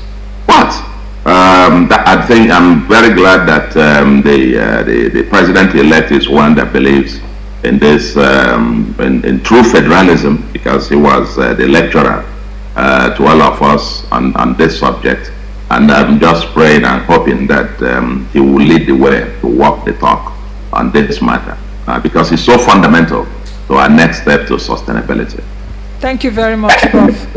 Okay, Shubham, the question for you around the alternatives to, what we are suffering right now. Are there really alternatives for us to get out? What are the hard decisions? I don't know if you have anything to add to that concerning the question around revenue challenges and, yeah. So thank you, Nancy. I think there was one specific question about what role MDBs came from the back of the room can play in basically unlocking some of the constraints to the entrepreneurial and kind of business potential of Nigerians. So on that, let me just say, and then this relates also to the discussion we've just been having about, federal fiscal, whether it's fiscal or other devolution of responsibilities and roles. We've actually worked very closely with both the federal government and the states, and then Governors El Rufai and Saludo know this very well, in helping support a program whereby the federal government provides a framework for which states deliver and states are incentivized to deliver. So it's a program for results, whether it's on fiscal management or whether it's on the business enabling environment. And from my interactions with all the governors, it seems that this is something that seems to have some potential. This kind of structure where there's a common framework, a common understanding of states have to deliver. States are responsible for most of what matters for Nigeria's firms, businesses, people. But states are also varied, so there needs to be some sort of common structure for incentivizing states and also getting a virtuous competition cycle or even peer learning. This was true in Indonesia, that was true in India, and I do think that is where the future of Nigeria is, and we have been supporting it through these program for results financing. On alternative, where would revenues come from? Where would the growth come from in the absence of oil? I think there are so many areas. This actually is also something else that we've been working with the states. Property taxes. Just states have tremendous potential to raise revenues, IGR, internally generated revenues from property taxes. Personal income tax, even corporate income tax, the base can be broadened, I think, as Governor El Rufai and others have mentioned. So this all comes from unlocking the space for private businesses to flourish. And there are certain sectors we can talk about, creative industries, IT-related, telecom, obviously, agribusiness, where if that potential can be unleashed, that itself becomes the tax base for non-oil revenues. Thank you. Thank you very much, Dr. Shubham. I'm afraid we have to come to the end of this right now because I see a lot more people want to ask questions, but please, you can email your questions. You can get across to Dr. Zainab Usman. You can get across to the Carnegie Endowment for International Peace as well as Agora Policy. Please, we just have to go. Can you really give this eminent, esteemed, high-level panel a round of applause for not just the quality of brain-stimulating conversation, but also the time and the sacrifice to sit down here and digging it out, as it were, speaking about Nigeria's problems, the challenges, and the solutions. Thank you very much, Governor El-Rufai. You know, we are still friends. Thank you very much, Professor Chukwuma Soludo, Governor of Anambra State. Thank you very much, Dr. Shubham Shaduri, as always. Thank you very much, Mr. Aiboje Imokwede, at least for bringing in a kind of fresh eyes into this, because you always have this kind of panel, you just see only the politicians there, you know. So thank you very much for the fresh lens. Thank you very much, Dr. Zainab Usman, too, for giving us the background, you know, to speak about this. Thank you. And such a fantastic audience. Please give yourselves a round of applause for sticking by and even wanted to ask questions, but we've got to go. At this time, let me invite Mr. Waziri Adio, the founder of Agora Policy, for the vote of thanks. For those of us on the panel, we're still going to stick here because we're going to take pictures immediately after the vote of thanks. So over to you, Mr. Adio. Thank you very much, Chief Nancy Naji. I think you have given a vote of thanks already, and the time is well spent. But let me just echo what you have said. First, I want to start with our panelists. I know that people made a lot of sacrifice to be here today. Governor El-Rufai had to reschedule his flight. Mr. Agboje, you know, is in between different countries. Dr. Shaduri is always with us all the time. Professor Soludo also. So I'm very, very personally very grateful for being here and for the quality of your contribution. So thank you. Can we give the panelists another round of applause? And also to Dr. Zainab Usman for doing this wonderful book that provided the platform to discuss this, and to our wonderful moderator also, and esteemed members of the audience. Some of people sitting down here might not know that the gallery is also full. At the last count, we had more than 200 people. I've been doing events in this hall since 2005. It's not always that you find it like this. And this also goes to show that when people tell you that people do not talk about policy, people do not like talking about ideas, that is not true. It depends. So we need to continuously push the button and continue to work on finding solutions to the problem of our country. I also want to thank the people that put all of this together.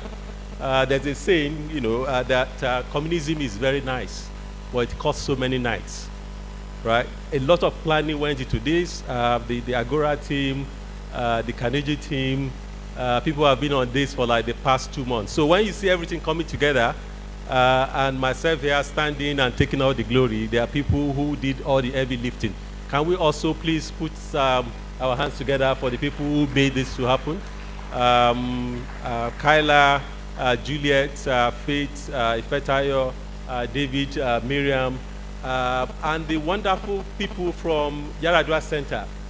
They made this possible for us. So I want to thank everyone for finding the time to come here and for being present. You can be here and be doing some other things, right? And also the people that joined us virtually. I want to end by saying that nation building is a continuous conversation. It's not a conversation that you can finish at one go, but it's a conversation that must continue. So please, let's continue this conversation. We don't have any other country. Some of us might not be as old as people like Governor El-Rufai, but our options are limited. We don't have any other country but this. We don't have any other option but to make it work. And if what we can do from our own standpoint is to contribute ideas for others or to co-source ideas, please let's do whatever we need to do. People need to make sacrifice. People need to put their money in. People need to put their livelihood on hold. And people need to support in other ways. Let's continue to think that if we build a better country, no matter our station in life, is for the collective good. Thank you so much. God bless. Thank you.